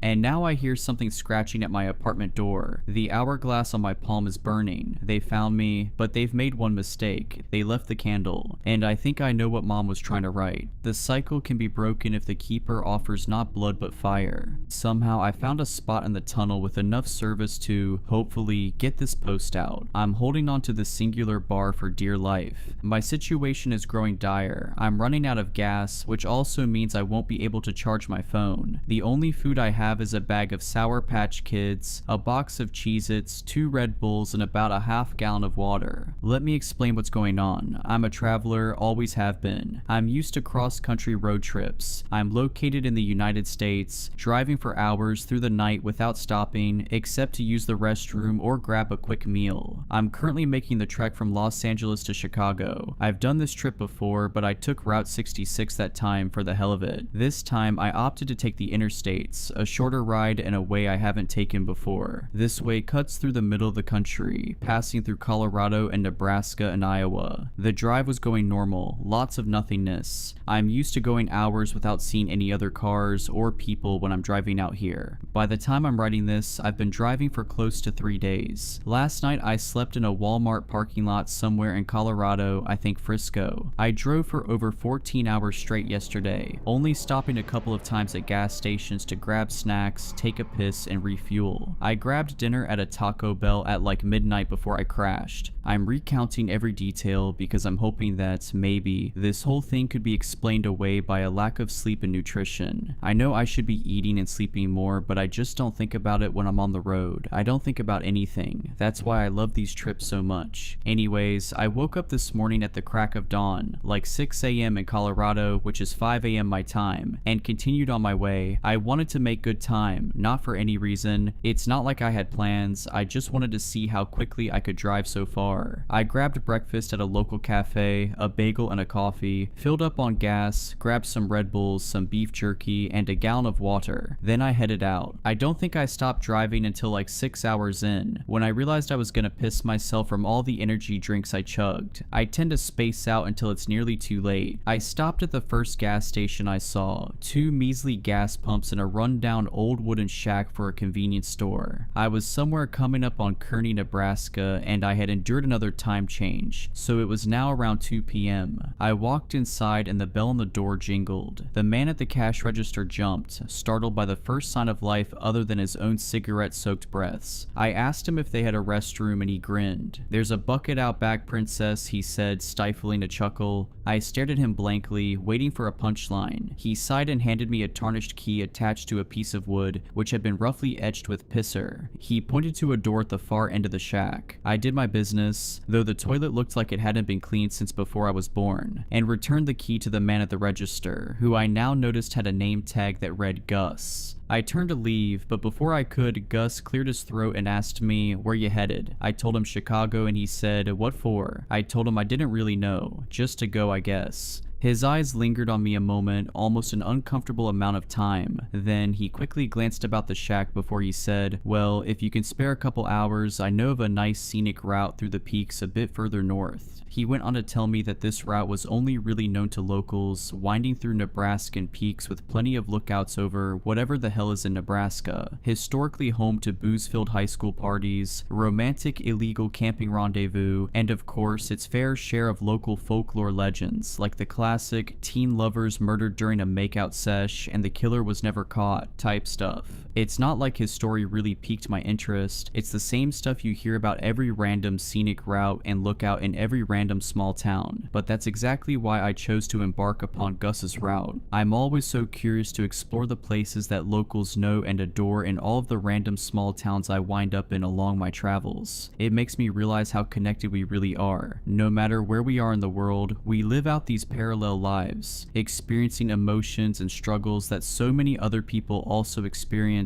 in their own ways. I love finding these spots. I love feeling connected with something, anything. He gave me crude directions, but it seems simple enough. Continue up Interstate 80 for an hour or two longer until I see a turnoff, a dirt road to my left. Can't miss it. That'll take me where I need to go, according to Gus. I figured that if I didn't see the turnoff, I'd just take the loss. After our conversation, I decided to purchase some snacks, Sour Patch Kids, Cheez-Its, and 2 more Red Bulls, and a pack of menthol cigarettes. I filled up on gas again before leaving. I wasn't sure when the next gas station would be, especially if I found Gus's route, and I continued on my way. I lit a cigarette as I began this next leg of my journey. My mother would kill me for smoking in my car. She'd kill me for a lot of the stuff I do when I take these trips. One thing I started to learn is that Nebraska is full of corn and wheat. In all directions, all I could see were miles and miles of farmland, stalks waving in the wind like a sorry excuse for an ocean. Interstate 80 was surrounded, crops creeping onto the shoulders of the road, refusing to adhere to man-made perimeters. The stalks grew high above my SUV, making it so I could see nothing beyond the confines of my weedy, corny prison. I had been driving for about 2 hours since the gas station when I saw it, a break in the crops to my left. Gus was right, I couldn't miss it. The dirt road stood out like a beacon, a sudden relief from my engulfment. I didn't feel any hesitation to take the path. In fact, I was excited that I had actually stumbled across it. As I made the turn, I could almost feel the stories, the experiences of the people who had made this turn before me. Every local has their spots. In every big city, every small town, every single person has a place that is special to them. A coffee shop, a hiking trail, a park, somewhere they have left pieces of themselves. I want to leave pieces of myself everywhere. The dirt road cut through the fields heading north. Far ahead of me, I could see a small range of peaks and hills. Nothing compared to California's mountain ranges, but at least it wasn't flat like everywhere else is out here. After driving through more and more miles of farmland, eventually I started to ascend. The road curved to my right at the base of the closest peak, turned from dirt into old battered pavement, and I began a twisty, turny ride up and up. As I got higher up the peak, I could see what Gus was talking about. The views were incredible. Plots of farmland, a quilt that covered the earth in greens and tans and yellows. I lit another cigarette and slowly continued my drive. I stopped at a couple of lookouts, just random turnoffs on the side of the road, taking in my surroundings. You can find beauty in anything if you try, even Nebraskan wheat fields. I felt like a local. The road was nothing special, similar to most mountain roads I've taken before. Nothing stood out really, besides some empty bottles and beer cans in the brush. I didn't see a single other person for the entirety of my drive, which I enjoyed. It was just me in the woods and the road. Then I entered the tunnel. I didn't think anything of it. Plenty of mountain roads cut through portions of the mountain itself, causing you to drive through a manufactured hole in the rock. I used to play a game as a kid where I'd hold my breath until we made it through to the other side. I'm glad I didn't try to hold my breath this time. I immediately noticed the tunnel was long. I couldn't see any light coming from the other end. The dirty orange bulbs hanging from the ceiling every 10 feet or so didn't make much of a difference in the pitch black. I drove for about 30 minutes, thinking to myself that this may be the longest tunnel I've ever driven through. Then the lights started diminishing. They began popping up every 30 feet, then every 50 feet, then every 100 feet, then there were none. I drove through the darkness for another 45 minutes, my headlights leading the way. I'd been in the tunnel for over an hour now. It was close to 8 p.m. and I didn't see any signs of the exit. I decided to turn around. I didn't like being swallowed by darkness. The rock walls were closing in on me, reigniting my claustrophobic fears that consumed me as a child. I drove for an hour or so back the direction I came. The lights should have started coming back by now, but they didn't. No orange bulbs. I drove for another hour and another, almost 3 hours driving back the way I came, and I never made it back to the tunnel's entrance. I was never greeted by the warm glow of the dim bulbs. Maybe the lights had gone out, but even then I should have been out of the tunnel hours ago by now. I started getting worried. I was confused. I had turned around, hadn't I? I remembered taking that 3-point U-turn in the narrow tunnel. I had been worried my SUV wouldn't even be able to make the turn and was relieved when it had. I grabbed my phone, but of course, no service. And who would I even call? My angry mother, who would just chew me out for listening to a strange man at a gas station in the first place. I have no friends back home. I'm more inclined to spend my time alone. No relationships besides an ex who wants me dead. I've only had myself for as long as I can remember. I left on this trip without telling anyone I was leaving, let alone where I'd be. Would anyone even notice I was lost? My mind was racing, looking for a solution as I kept driving. Luckily, my car's good on gas. I was still at half a tank. I just kept going. What else was I supposed to do? After another 2 hours, I was desperate. My gas wouldn't last forever. It was dwindling fast. And when my car gave out, I wouldn't be able to charge my phone either. My only distraction from the void enveloping me was my downloaded Spotify playlists. I needed that to survive. I needed that so I didn't go crazy in here. Out of nowhere, while I was fiddling with my music, I saw a beacon of hope. One single bar. It popped up for a split second. I slammed on my brakes and reversed until I got to the sweet spot. At this point, I didn't care if my mother screamed at me so loud it damaged my phone's speaker. I needed to tell someone what was happening to me. I hovered over her contact for a few seconds before I sighed and clicked call. It didn't even ring, just a horrific beeping that signified no service. I rested my forehead on the steering wheel, tears starting to well. I wasn't gonna get stuck out here. I couldn't. My brain wouldn't even consider that an option. I grabbed my phone and got out of the car. An eerie whistling from the wind blowing through the tunnel filled my ears. I climbed on top of my car. Maybe if I stood up here, I could get a call out. It didn't work. The same disheartening beeping rang out over and over, and I groaned. I could feel the anxiety building, my heart pounding against my chest. Then I heard something. It was faint at first, like someone trying to stifle a cough. I thought I imagined it. I stood there listening. Then it happened again, louder. It sounded like a playful shout, like maybe a teenager exploring the tunnel, hooting and hollering with their friends. This is what my mind latched onto. Another sign of life meant I could get out of here. I shouted back, "Hey!" It echoed, bouncing off the cold rock walls, repeating over and over. Then it was uncannily quiet. The wind's whistling stopped and everything went still. All I could hear were my own panicked breaths. Then footsteps. Hundreds of them, running, thumping footsteps, coming from both directions. It shook the ground and made my car wobble. Pebbles tumbled off the walls. I have never felt so weak, so exposed. I almost broke a bone jumping off of the roof of my car and stumbling into my driver's seat at what felt like the speed of light. I slammed the car door and locked it. I laid my seat all the way back and pressed myself against it, wanting so badly to dissolve, to disappear. My car stopped swaying. The quiet returned. I laid there for what must have been an hour, maybe more. Tears caked my face and I couldn't stop shaking. I tried every breathing exercise exercise my therapist had taught me. Nothing could calm me. What was that? I haven't moved. I'm still laying in my driver's seat typing this. It's almost 4 a.m. I have been in this tunnel for almost 10 hours. I thought that maybe if I sat down and wrote out everything that's happened so far, it would help me understand. I still don't understand, but it is helping me to settle down. It's grounding me in my reality. Can someone please figure out where I am? Can someone tell me what's happening? How does a tunnel suddenly extend by miles? Did Gus know about this? Is that why he sent me here? I'm paranoid. What do I do from here? I don't want to get out of my car again. What if they find me? Why did they stop running to me? Did I imagine it in my hungry, exhausted state? I don't think continuing to drive is a good option, but it's really the only option. Eventually my gas is going to run out. Eventually my phone is going to die for good. Eventually I will starve or die of dehydration. I'm conserving the little food and drink I have as much as I can. I'm freaking out. I'm so thankful I bought these cigarettes. I fell asleep at like 8 this morning, kept awake all night by gripping fear. I woke up at 4 p.m. with a start, unsure if my terror was from something real or something I dreamed. Honestly, I usually awaken with a start. I have had chronic nightmares for as long as I can remember. I don't think my trepidation was caused by an outside force. Still in the tunnel, feeling the same as I did yesterday. I don't think I was laced. Another response I kept seeing on my first post was that turning around was a mistake. If we take what Gus said literally, as many of you are, I have to continue through the tunnel to take me where I need to go. Maybe that's why the tunnel extended, keeping me inside until I turn back around. It wants to trick me. It's swallowing me like a pill. So when I woke up today, I turned back around, facing back through the tunnel, hopefully the correct way. My car was slowly running out of gas, less than 1/4 tank. I found a portable charger in my car, thank God, that I charged up as I drove. I need as much time with you all as I can get. I need to feel like I'm still connected to civilization. Every 10 to 15 miles down the tunnel, I would reach another service sweet spot, a split second of a bar before it disappeared once again. It's throwing me a bone. I watched as my gas sensor conspicuously made its way to E. I kept driving past empty for about 30 minutes until my car sputtered and came to a stop in the darkness. I had been driving for about 3 hours. My car stopped near where I had turned around yesterday, I think. I sat there, unsure of what to do next, even though in my heart and in my mind I knew. Something I was dreading. I had to start walking. This must be what it wants. For me to be exposed, no longer protected by the steel frame of my SUV, no longer able to hide or speed away at a sign of danger. I was avoiding giving the tunnel what it wanted. I was terrified that as soon as I stepped out of my vehicle, I would be swarmed by whatever was running at me yesterday. But I had no other choice. I packed a bag with the necessary supplies. All of my food and drink, my portable charger, a blanket, some warm clothes, and a journal and pen in case my phone dies before I get out of here. I still want to be able to document my journey. I also grabbed my emergency flashlight and some extra batteries. I even found an old flare in my car's tool bag, which I took with me, and of course my cigarettes and a lighter. I sat there with my packed bag for a while, building up the courage to open my car door. I took a deep breath, counted down from 10, and on 1, I swung open my door and stepped out onto the road. The wind's eerie whistling surrounded me once again. I pointed my flashlight all around me. It was cold, dark, and damp. Liquid pooled at the base of the rock walls. There was nothing to do but start walking, so I did. Leaving my precious vehicle behind was heartbreaking. That SUV is the one constant I have in my life right now. I walked and walked. I knew that the last time I got a bar was about 2 miles before my car stopped. That meant in 8 miles or so, I would hit another sweet spot, and that's where I would rest. It would probably take me about 3 hours of walking. My flashlight did hardly anything in the pitch black. I could see only about 10 feet in front of me and only a small circle of light. The air felt heavy. It was getting hard to breathe. I jumped at every noise. Pebbles I had happened to kick bouncing along the ground. Water drip drops, even my own footsteps sometimes. I was constantly swiveling my light in all directions, glancing behind me every few seconds, even though I couldn't see anything. I felt like I was being watched, as cliche as it is. I walked for about an hour and a half, telling myself I was halfway to my rest point. I just had to keep pushing. I stopped for a second to retie my shoelaces. As I kneeled down, my flashlight fell out of my pocket and rolled to the other side of the tunnel, light aiming behind me. I watched the light as it rolled. The flashlight hit the wall opposite me with a metallic clink. The beam of light illuminated something pressed against the wall, about 10 feet behind me. A black shadow stood out against the shiny gray rock. It looked like the shape of a person, though elongated and wrong somehow. Someone standing with their face pressed against the wall, arms at their side. I inhaled sharply, trying to act as though I didn't see anything. I didn't want to acknowledge the shape. We all remember what happened the last time I acknowledged a presence in this tunnel. I quickly finished tying my shoes and ran across the tunnel to grab my flashlight. I picked it up and continued briskly walking, away from the figure, away from the menacing mass that stuck to the rock like moss. My heart started racing once again, pounding so hard I worried the sound would echo. Was I being followed, and by what? I kept moving. It almost felt like I was floating. My legs were getting numb from the cold and the trek. I made it to my rest point without another incident. I put on a sweater and sat on the ground, my back against the tunnel wall, wrapping myself in my blanket. The bar had appeared like a sign from God, and I started reading more of your comments, just to hear from someone. I guess eventually I started to hum. It's a habit that my mother had tried beating out of me when I was younger, but no amount of pummeling could stop the music in me. It was always random tunes that I couldn't really place. This time was no different. I hadn't even noticed the melody vibrating in my throat, not until I heard it faintly from my left. Further down the tunnel, the way I had walked from. I stopped my humming, but the tune didn't cease. It kept repeating, and I grew more restless each time. A panic crept over me. I listened intently and realized it didn't even necessarily sound human. It sounded forced, like whatever was repeating my humming had never hummed before. Crackling, gritty, hoarse. Then more joined in, from both directions. A distorted choir I couldn't see was repeating my nonsensical tune over and over. I started imagining what these pitiful tunnel demons could possibly look like. Did they appear as human like I thought the shadow was? Or were they more animalistic? Would my death be quick at their hands? The humming was converging on me, getting closer and closer. I turned off my flashlight and threw my blanket over my head, curling up into a ball, like a toddler avoiding the monster under their bed. I lay there with my eyes closed, focusing on my breathing. In for 6, hold for 6, out for 6, just like my therapist taught me. The ground trembled, the pebbles skittered around me, the wind picked up speed. After about 5 minutes, the humming came to an abrupt halt. Everything quieted suddenly. A single set of footsteps was approaching me slowly. I was shaking as I heard the figure coming up on me. I remained under my blanket, pressed against the ground and the wall. I scrunched my eyes closed and pictured myself somewhere, anywhere else. The footsteps stopped right in front of me. I sensed the figure lean down. I could hear it breathing directly above me. If this was it, this was it. I accepted my fate. Drops of what I assumed was drool splattered onto the blanket. I heard something lick its lips. I held my breath and thought of every horrible thing I had done throughout my life, and how I would never be able to fix it. How I never made amends with so many of the people I had harmed. How my mother probably wouldn't even notice I was dead, and if she did, she'd probably be relieved. Obviously, whatever it was didn't kill me. It stood there above me, salivating and clicking its tongue for a long time. Somehow, I fell asleep.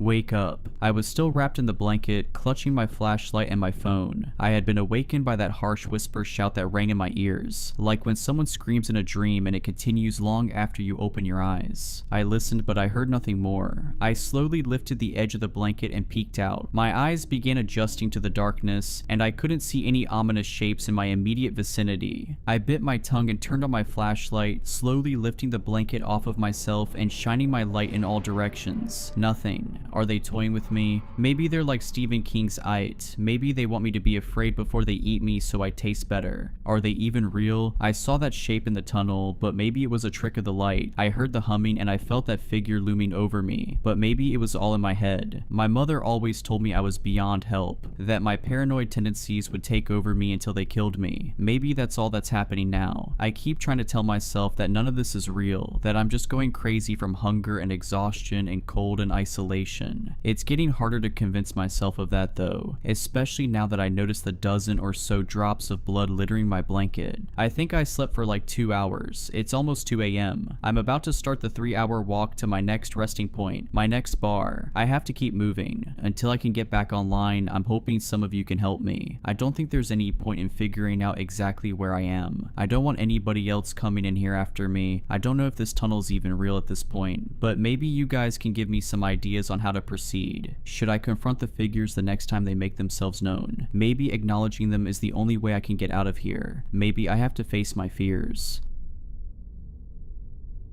There is a certain shop called Fleur in New York City where magical objects can be purchased, rented, stored, or utilized, but only if you have extraordinary means and the right connections. It isn't the sort of place you can simply walk into. Customers can only gain entrance through referral, and all visits are by appointment only. I'm what you might call nouveau riche. No Vanderbilts or Astors populate my family tree, but I've done well for myself, and in the end, money is money. I manage a few important funds, and many of my clients have powerful ties that go back to the days of New Amsterdam. It was one such client that made an introduction for me at Fleur. There was no email or even a phone call, simply a red envelope that arrived with a white card inside listing my name, an address in Manhattan, and an 8 p.m. appointment. The calligraphy was elegant and precise. It was August, hot, and the sun was just setting behind the tall buildings to the west. I arrived promptly, as I always do, to find a 3-story building built of brown bricks. 2 Grecian columns bordered a white door a few steps above street level, but the place was otherwise unpretentious, ordinary even. I knocked once and heard footsteps shuffling slowly toward the door, which soon opened to reveal a woman in her 50s dressed plainly in jeans and a loose-fitting white shirt. "You must be Tara," she said. "I'm Angie, the proprietress. Please follow me." I took a step inside, carefully closing the door behind me. Inside, the house was cozy and clean. I'd expected a crowded maze packed with objects. Instead, we passed an ordinary sitting room with threadbare couches and a kitchen with basic appliances and outdated tile countertops. "It's not what I expected," I said, knowing the words were rude even as they left my mouth. "When I was younger, I was vain," said Ina. She had a bit of a Midwest accent that made me want to discount anything she said. I had plenty of tools at my disposal, and I'd show up at that door glammed up to make men drool and women jealous. In the end, it brought me more trouble than joy. I should have listened to my father. He ran this place for decades before he handed me the keys. He always said it's best to hide in plain sight. Now, I see the wisdom in that. For a moment, something in the periphery of my vision flickered, and in Inga's place I glanced a much taller, thinner woman in a glittering evening gown. Her red hair shimmered like it had been woven with strands of tinsel and fell halfway down her back. Black and green tattoos snaked down her arms. The inks moved slowly beneath her skin. As I followed her into an austere office, the flicker went away and I saw the plain version of her again, smiling at me as if we now shared a secret. "So," she said, "I'm aware of your situation. I sympathize." "Do you have children?" I asked, and she shook her head. "I've never wanted them," she said. "It complicates this line of work. Certain clients see fit to threaten your family's safety if they can't get what they want. Things get quite ugly." She said this with an air of someone who crossed many dangerous people and come out on top. I thought it best not to inquire further. "I've tried all the normal methods," I said. "Hormones, IUE, IVF. I was trying not to betray any emotion, but I felt my chest constricting. I'd hate myself if I cried in front of this stranger. I just thought if maybe you had some kind of ointment maybe, or a charm. Jesus, I can't believe I'm saying this out loud." She held out a hand, gesturing for me to do the same. Then she took hold of my wrist and spit in my open palm. I tried to draw it back, but her grip was far stronger than it should have been. She rubbed her thumb in small circles all around my skin until the spit was spread evenly. Then finally, she released me and slowly nodded. "Unfortunately, none of the usual methods will work in your case," she said. "There's something blocking you."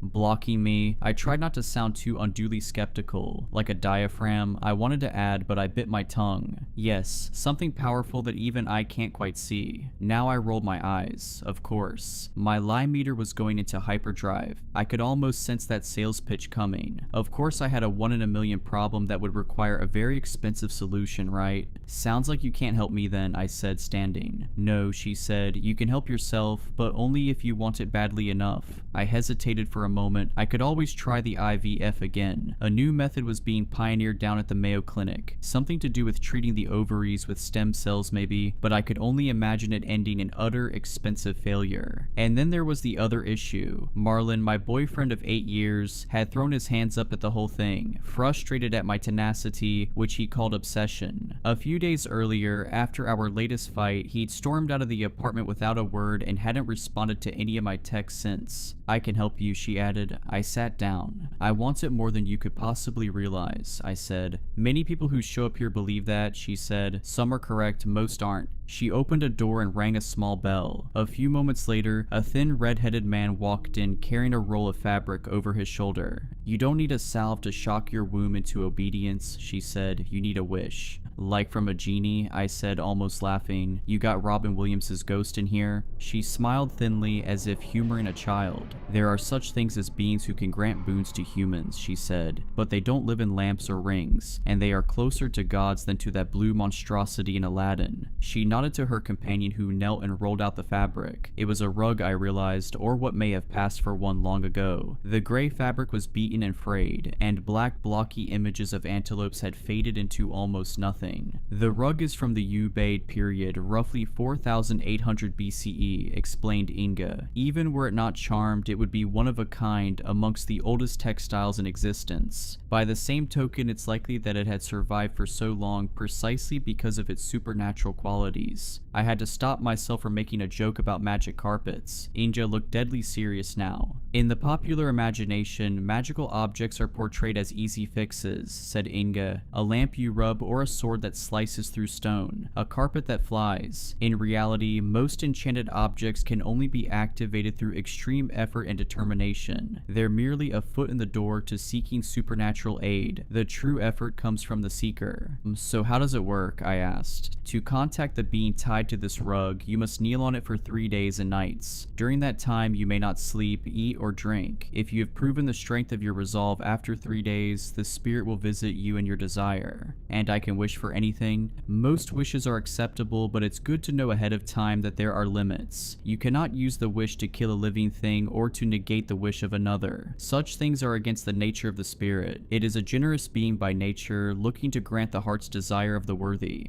My wish is worthy, I said. She nodded. You will need time to prepare, she said. I have a room here that I'll set up for your trial. As I said, you will need to be here for 3 days. Come well nourished and hydrated just after a full night's sleep. Wear loose, comfortable clothes. She paused. Some clients choose to bring an adult diaper. You've got to be kidding me. I couldn't help but mutter, but she did not smile. The cost is $5 million per day, she said, non-refundable. I raised my eyebrows. I was told money wouldn't be an issue, she said. It's not, I said, regaining my composure. I would have to sell some of my crypto holdings, the easiest asset to liquidate on short notice. I started to assess the tax implications in my head. Good, she said, then we'll set a date. I was able to clear a few days in October for the trial. I told my coworkers I was headed to St. Bart's to do a little beach time. Though I hadn't taken a vacation in years, no one questioned it. If anything, they were glad, telling me it seemed like I could use it. I'd developed a reputation as highly intense, a ball buster.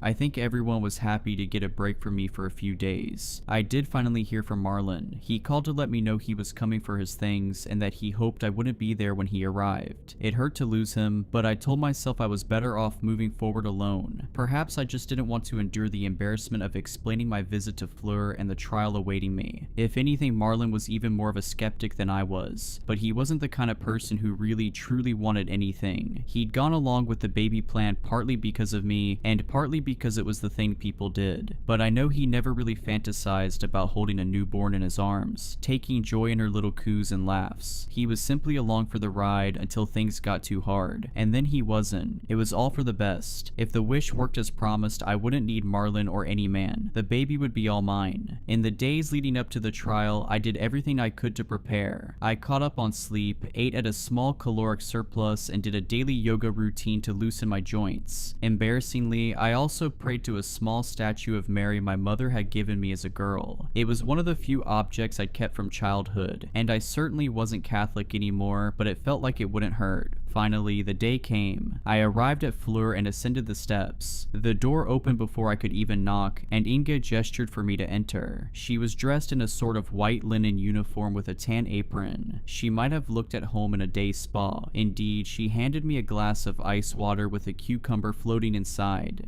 It's important to hydrate and best to empty your bladder before you go in, she said. Then looking me in the eye, she added, is your resolve as strong now as when we last met? Stronger, I said honestly, and she nodded. I followed Inga up a winding staircase up to the 3rd level, where a narrow, dimly lit hallway opened to an array of doors. As we walked through the hall, it seemed I could hear groans coming from behind several of the door, strange muttering that sounded like prayer from others. busy morning?" I asked. "My client's business is strictly confidential," she said. "Should anyone come asking about you, I'd say the same." I wondered if it was all people kneeling on rugs behind every door. Surely not. Behind each door was a different object, a different aspiration. I had heard rumors of others who come here for help. A woman in her 50s who lay in a glass coffin that superheated her skin, crisping it like a Thanksgiving turkey's. The pain had been unimaginable, but after 2 hours when she emerged from the coffin, her skin was as taut as a 20-year-old's. Another friend had been asked to finger paint portrait after portrait of her dead lover in blood, until finally the 44th one began to move of its own volition and carried out a long and heartfelt conversation that left her happy for the first time in years. "Understood," I said. "Thank you." We reached a door near the end of the hall. She tapped the handle a few times in a kind of rhythmic sequence, then turned it slowly open. On the other side of the door was a barren room with no windows. 2 walls were of bare brick, the others were simple white, the paint chipping in places. At the center of the room stood the rug. It looked slightly more important now, set in the middle of the otherwise barren room, like an exhibit at a museum. I was struck by the feeling that I shouldn't touch it.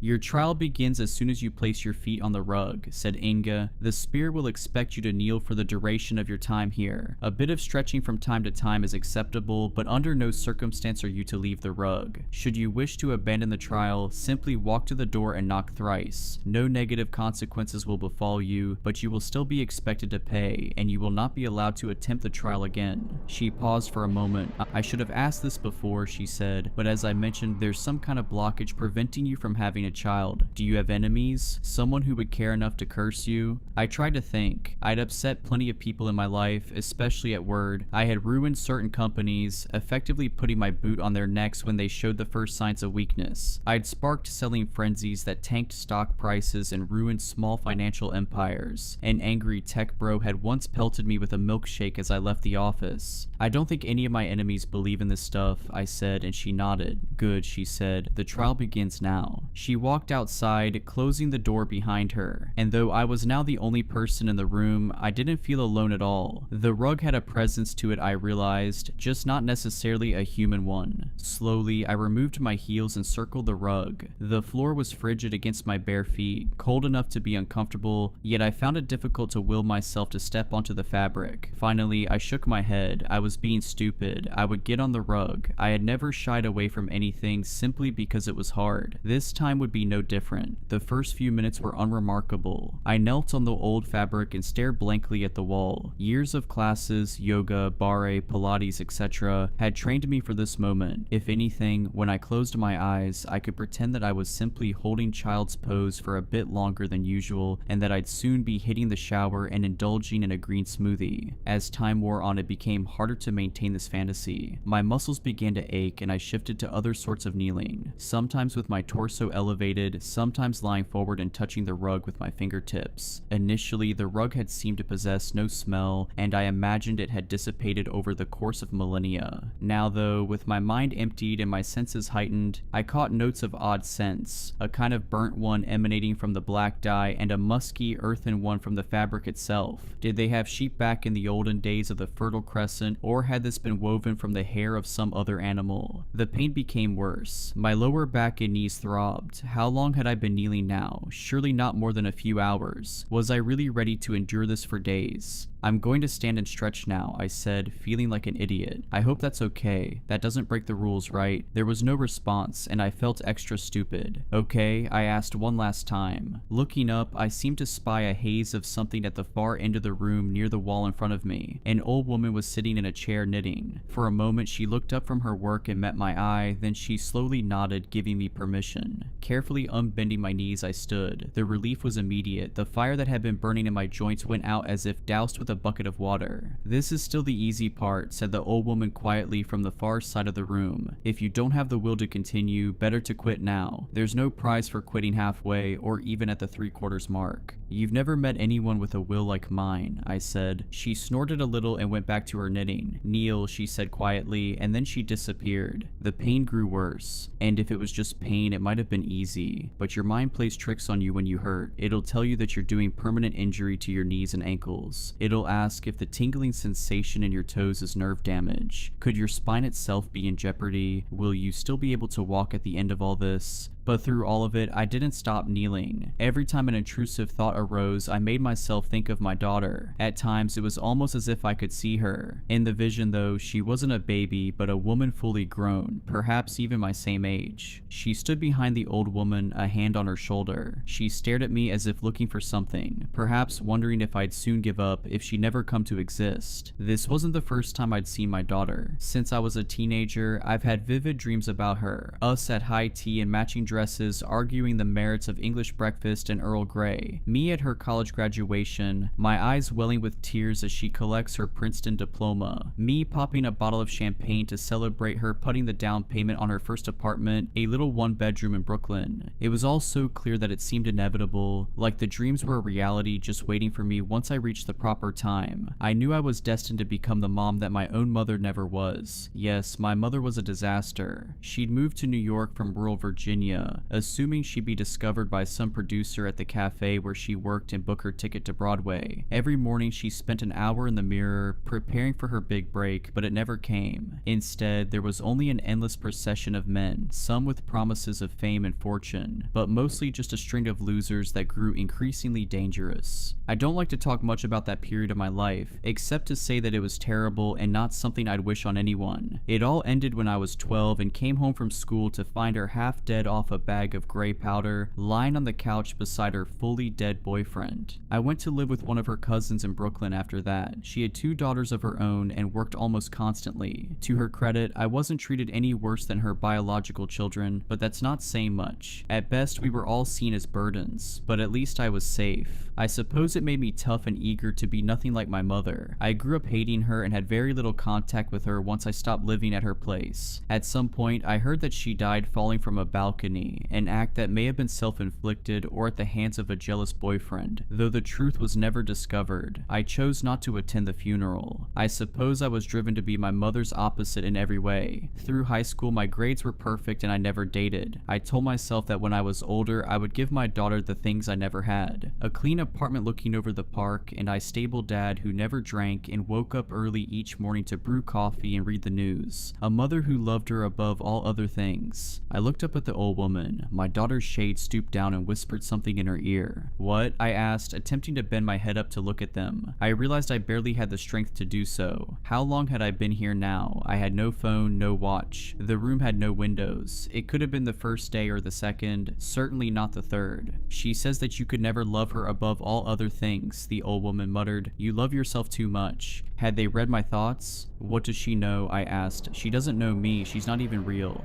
My daughter crossed her arms and stared daggers. I should mention that not all of my dreams about my daughter had been good ones. There had been nightmares too. Me arriving home to find her, 16 and in bed with an older boyfriend. Me screaming and hitting her over and over again, shouting that she'd end up like my mom. And more like this. My daughter coming home with a B+ on a report card, or missing curfew by half an hour as a junior in high school. It always ended with me screaming, reminding her that a single step on the path to failure was one too many. I would wake from these dreams full of anger at her, incredulous that my imagined daughter could betray me in such a way. At some point my right knee gave out. I wasn't sure if the joint had ruptured permanently or if it just needed some rest, but there was physically no way I could make it hold position. I collapsed face first onto the rug and looked up at the old woman as if to ask if this was acceptable. She nodded almost imperceptibly. At some point that I had soiled myself. Not quite sure what to do, I removed the stained pants and underwear and tossed them to the side of the room. Then, for whatever reason, I removed my shirt as well, throwing it after the others. I lay curled in a naked ball, looking weakly up at the old woman who kept busy with her knitting. "How long?" I asked, but she didn't answer. Beside her, my daughter never took her eyes off me. She was smirking just a bit, reveling in my pain. She was the bad girl, the one I'd seen in my dreams. She would disobey me. I would come home from work to find her in a cloud of pot smoke listening to an old Nirvana album, and I would rip the buds from her ears and smash them underfoot over and over again until they were plastic dust. Give up, she mouthed. And never, I tried to say, but my lips were chapped and bleeding and the words caught in my throat. I knew then that I would amend my wish. I would wish for a good daughter, not her, not the brat looking down at me from the old woman's side. I tried to give voice to these thoughts, to shout them at my daughter, and found I could not. For the first time I felt a pang of true fear. Not that I would give up, but that I would die here, naked on this rug, before I had a chance to make my wish. There had been no promise that I would live. How long could the body go without water? I would have drunk from a gutter or a horse trough were it in front of me. Anything. Shadows were dancing all around the room, a great revel, all ready to carry me off to somewhere dark and permanent. I knew I could make them go away. I could roll off the rug, crawl to the door, beg to be let out, but I would not. I would never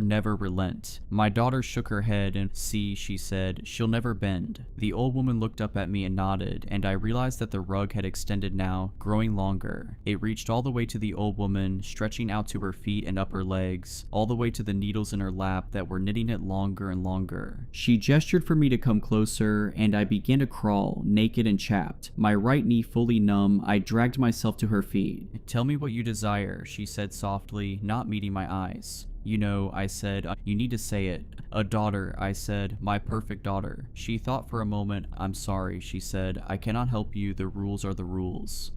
What are you talking about? I choked as I asked the question, my throat dry and painful. Your wish cannot negate the wish of another, she said softly. I don't understand, I said. What was she talking about? The woman held up the bits of yarns in her lap. They seemed to vibrate, the dancing threads throwing darkness on the wall like shadow puppets. In these shadows a vision formed. It was my daughter years in the future, my same age. She was here in this very room, kneeling on this very same rug. Time moved in fast motion as I watched her suffer just as I had. Her body breaking down, her mind drying into a husk as the lack of sleep and water broke it. But in the end, she too survived the trial. She too crawled to the old woman to make her wish. I don't want to die, she said through chapped lips, but I wish I was never born. Could you do that for me? The old woman looked up at her curiously. Perhaps. Why is this your wish? Because I have never been happy, not one day in my life, my daughter said, blinking away tears. I had a mother who screamed at me for the slightest misstep. She demanded perfection, and I tried to give it to her. I gave her everything she wanted. I went to Yale, then Harvard Medical School. There's no better doctor in the city, but every day I come home and wish I'd die in my sleep. I haven't spoken to my mom in years, but I still hear her screaming. The second I start to feel happy, she's right there in my ear, telling me I don't deserve an ounce of joy in my life. The old woman nodded. I can give you what you wish, she said. Wait, said my daughter. If you grant the wish, what happens? The old woman gestured to the work in her lap. It would be a bit of bother, she said. I'd have to unravel this a bit. She gestured to the yarn in her lap, still attached to the rug. 38 years worth of work, back to the time of your conception. I'd nudge things just a little bit. A different baby would fill her belly.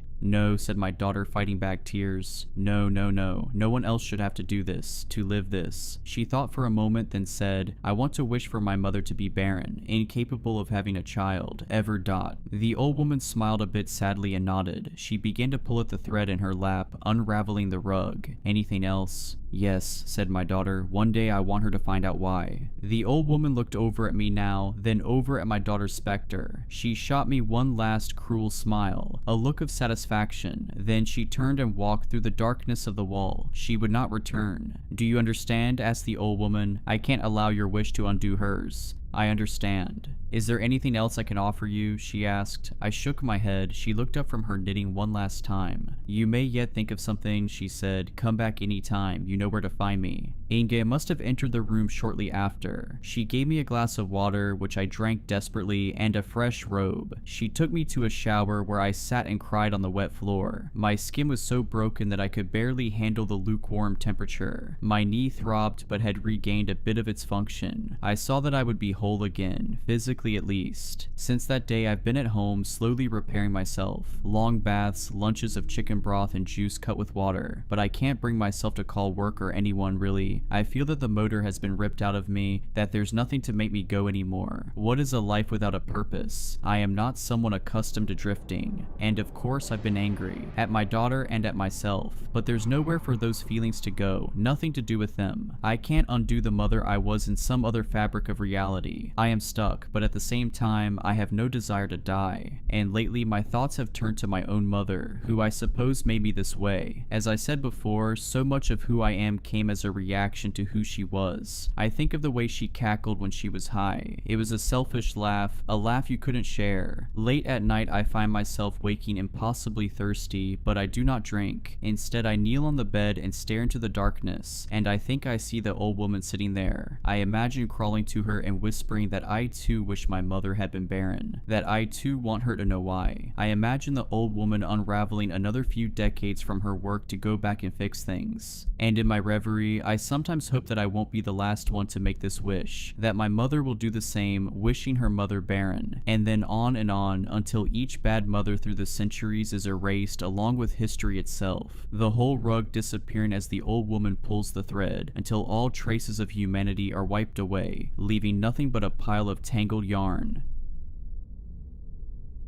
The first time I saw the 13th floor was just a few days ago, and I hope I will never see it again. It was a normal Monday, and I was exhausted after a long day of work. I work as a nurse at Westview Hospital, and my shifts were always draining, especially that day since I had to work a double. Finally, my shift ended and I hurried out the door. I appreciated not having to worry about parking in a city that was normally so busy. Living so close to work had its advantages. Westview was often still bustling at that hour, but tonight it felt eerily abandoned, as though the world had retreated into the shadows. My apartment building loomed ahead and I quickened my pace, anxious to get inside. I stepped into the lobby of Central Heights, passing by Ray the doorman and offering a polite nod to his wave. Normally, I would have stopped to chat, but I was too tired and was just looking forward to a bath, a stiff drink, and maybe a TV show before I collapsed into sleep. As I made my way toward the elevator, I was already scrolling through my phone for something to watch while waiting for the long ride to the 16th floor. I pressed the button and suddenly felt a strange sensation. The hair on my arm stood on end and I felt like I was being watched. I glanced over my shoulder but saw nothing. No one was in the lobby. Ray was still at his station, absorbed in a novel. It must have been nothing, I tried to reassure myself, yet the feeling persisted, like unseen fingers trailing along my spine. When the elevator finally arrived, I stepped in without hesitation. I quickly pressed 16 and waited. Out of the corner of my eye, I noticed something odd. A powdery white dust near the elevator console. I checked myself to make sure I hadn't gotten any on me, but there was no trace of it on my clothes or skin. Then I looked closer and saw a chalk-like smudge right on the console between the numbers 12 and 14. A disturbing chill ran through me as my hand hovered near the strange mark. I paused, processing the bizarre sight before the bell chimed and the doors opened to my floor. Shrugging off the unease, I stepped off. I walked down the hall to my apartment and sighed with relief that my day was over. As I approached my door, eager to collapse onto my couch, I rummaged through my bag. A knot formed in my stomach as I realized my keys were still at the hospital, left on the break room counter. I groaned and trudged back to the elevator, resigned to having to retrieve them. I pressed the down button, and after a brief wait, the door opened, not far from where I stood. To my surprise, I wasn't alone in the elevator. There, occupying the small space, was an impossibly large figure draped in a long white coat. Their face was hidden by a hood, and their tall, rail-thin form exuded an unsettling presence. I took an instinctive step back, disturbed by the sight, but I tried to steady myself and not stare. I considered waiting for the next elevator, yet the door wouldn't close. The figure remained motionless, its hood concealing any trace of expression as it stared impassively. Realizing I had no way to get back to my apartment without my keys, I reluctantly stepped into the elevator with the tall figure and pressed the button for the lobby. That's when something made me do a double take. Even with the giant hooded figure standing silently beside me, I noticed an extra button on the panel, a softly glowing 13. It wasn't there earlier when I'd gone up to my own floor. I noticed the 13th button bore a large imprint of white chalky powder, and I saw that the looming figure's feet were also surrounded by that same odd substance. The elevator lurched into motion as I felt a cold dread wash over me. The buttons on the panel flickered in a strange, otherworldly rhythm as the elevator began its descent. The hooded figure beside me remained completely still, filling the confined space with an oppressive silence. I felt its unseen gaze upon me, its face forever obscured by the hood. My breath caught when the elevator slowed and the digital display above the doors flickered from 14 to a distorted blur, then to a number that sent a chill coursing through my veins. 13. When the doors slid open with a hollow clang, a dimly lit hallway unfolded before me. A place that didn't belong in my building. Thick, damp air air spilled out, carrying the scent of old dust mixed with a trace of something metallic. My heart pounded as the figure stepped forward with an unnervingly fluid grace. Pausing in the doorway, it slowly turned its hooded head in my direction as though silently inviting me to follow. I stood rooted to the spot, unable to move. My legs refused to budge as my mind screamed for me to run, to shout, to do anything other than step further into that dark, unnatural space. Suddenly, I felt lightheaded and tried to steady myself against the elevator wall, but before I knew it, I crumbled to the floor, unconscious. When I came to, I sat up abruptly and nearly screamed, only to realize that I was still in the elevator. It had descended back to the lobby, and the strange hooded figure was nowhere to be seen. I had no idea how I passed out. Perhaps I was more exhausted than I thought, yet it had felt so real, too real. I'd never experienced such a vivid nightmare before. As I stepped out, I glanced back at the elevator panel one last time and noticed a faint smudge of white powder near it. Shaken, I left and headed back to work to retrieve my keys. When I got back to my building, Ray commented on how stressed I looked. I told him it was nothing more than bad nerves after a long day. He nodded and I pressed on. Yet when I arrived at the elevator again, that inexplicable, unsettling feeling returned. Despite how late it was and how tired I felt, I decided to take the stairs. I was sweating and utterly exhausted after the climb, but eventually I reached my apartment. I chose to forgo the bath in favor of a quick shower and then went straight to bed. The next morning on my way to work, I was disturbed to see paramedics gathered outside the building. Approaching Ray, I asked him what had happened. His face was drawn, his usual smile absent. Leaning in closer and lowering his voice, he said, "It's Mrs. Donovan from 1406. They found her this morning when she didn't answer her door. Her daughter called worried when she couldn't reach her." A chill ran through me. What happened to her? "Nobody knows for sure," Ray replied, glancing toward the paramedics. "The police say it looks strange. There are no obvious signs of what killed her, but..." He hesitated, shifting uncomfortably. "They mentioned she was covered in some kind of white powder, like chalk or something. I've never seen anything like it in my 30 years here." The world seemed to tilt beneath me. White powder. Just like in the elevator, just like in my nightmare. "Did you know her?" Ray asked, noticing the pallor in my face. "Not really," I managed to say, my mouth suddenly dry. "I only passed her in the halls sometimes." I tried to recall her face, but all I could conjure was a vague image of an elderly woman with silver hair who always nodded politely when we crossed paths. "They're saying it might have been sudden cardiac arrest, but who knows," Ray continued. "Poor woman, living alone all these years after her husband passed. At least it was quick, whatever it was." I nodded mechanically, my eyes fixed on the elevator doors. I thanked Ray for the information and mentioned that I had to get to work. Yet deep down, I felt disturbed. I had wanted to dismiss the unsettling news about the tenant found dead, but with that bizarre substance mentioned, it was eerily similar to what I'd seen with that tall hooded figure. The thoughts clung to me, refusing to let me find any peace. The rest of my workday passed in a hazy blur, and I felt detached from everything as I struggled to process the bizarre events of the previous night. I hurried home with anxious dread gnawing at the back of my mind. Arriving back at my apartment building, I mustered the courage to approach the elevator again. The metallic door slid open with a soft ding, and though I hesitated for just a moment, I stepped inside. My eyes darted around the small, dimly lit space, half expecting shadows to flicker in the corners. Taking a steadying breath, I pressed the button for my floor while carefully scanning the panel for anything unusual. This time, the area between the numbers 12 and 14 was clean and unmarked, devoid of any peculiar chalky residue. The elevator hummed quietly as it ascended, leaving only the sterile scent of metal and the gentle whir of machinery. I exhaled a sigh of relief at the return to normalcy and walked down the hall to my apartment. Just as I inserted my key into the lock, I heard footsteps approaching down the hall. "Oh hey, I thought that was you." I turned to see Chelsea Matthews, my neighbor from 1604, walking toward me with a reusable grocery bag slung over one arm. Her dark curls were pulled back into a messy bun, and though her face attempted a smile, worry was etched in every line. "Hi Chelsea," I greeted her with a forced smile. Chelsea glanced over her shoulder before stepping closer. "Did you hear about Mrs. Donovan?" she whispered, her voice tight. I nodded, still holding my key in the door. "Ray told me this morning it's it's awful.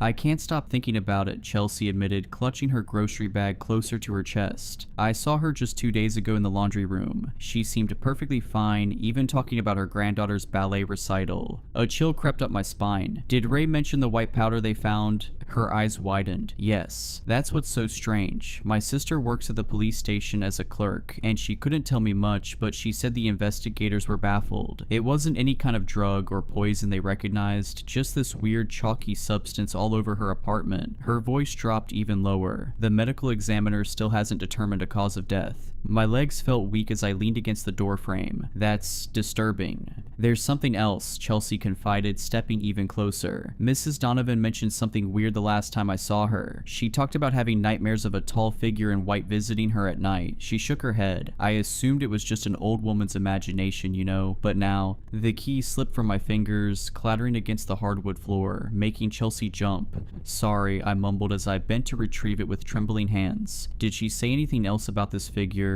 Chelsea furrowed her brow, just that it was impossibly tall and wore some kind of hood. She mentioned it even left marks on her floor, like footprints or something. She shrugged helplessly. I figured it was just her medication giving her vivid dreams. My mouth went dry. And you said this was 2 days ago? Yeah, she nodded. The day before she died. Studying my face, she asked, "Are you okay? You look a bit pale." "I'm fine," I lied, forcing myself to stand a little taller. "Just tired from work. These double shifts are killing me." I fumbled with my key once more. I should get some rest. "Alright then, take care and stay safe. I'll see you around and don't work yourself too hard. Have a good rest of the night," Chelsea said, waving as she headed back to her own apartment. I stepped inside my apartment and released the breath I hadn't realized I was holding, my mind still echoing with all the disturbing things Chelsea had said about Mrs. Donovan and her untimely death. Pushing myself away from the door, I moved through my darkened apartment, flipping on lights as I went. The shadows seemed longer tonight, and the corners of my home appeared darker and more ominous. In the kitchen, I poured myself a glass of wine with shaking hands, spilling a few drops on the counter, though I didn't bother to wipe them up. The television droned on in the background as I curled up on my couch, wrapping myself in a throw blanket despite the warmth of the apartment. News footage of paramedics outside my building played silently, a reporter discussing the mysterious death of an elderly resident. I quickly changed the channel. Sleep proved impossible. Every time I closed my eyes, that hooded figure and the impossible 13th floor replayed in my mind. Chelsea's words about Mrs. Donovan's nightmares echoed incessantly, the same nightmares I'd had, the same figure I'd seen. Around midnight, I finally dragged myself to bed. I lay awake, staring at the ceiling and listening to the occasional creaks and groans of the building settling. My eyelids grew heavy despite my anxiety, and eventually I drifted into an uneasy sleep. I woke with a start, my alarm blaring beside me. For a moment I felt disoriented, unable to tell if I had truly slept or merely closed my eyes for a few minutes. My body felt heavy and my mind foggy as I dragged myself out of bed and into the shower. The hot water did little to wash away my unease. As I dressed for work, I found myself continuously glancing toward my door, half expecting a knock or the turn of the handle. I chided myself for being irrational, but couldn't shake the dread that had firmly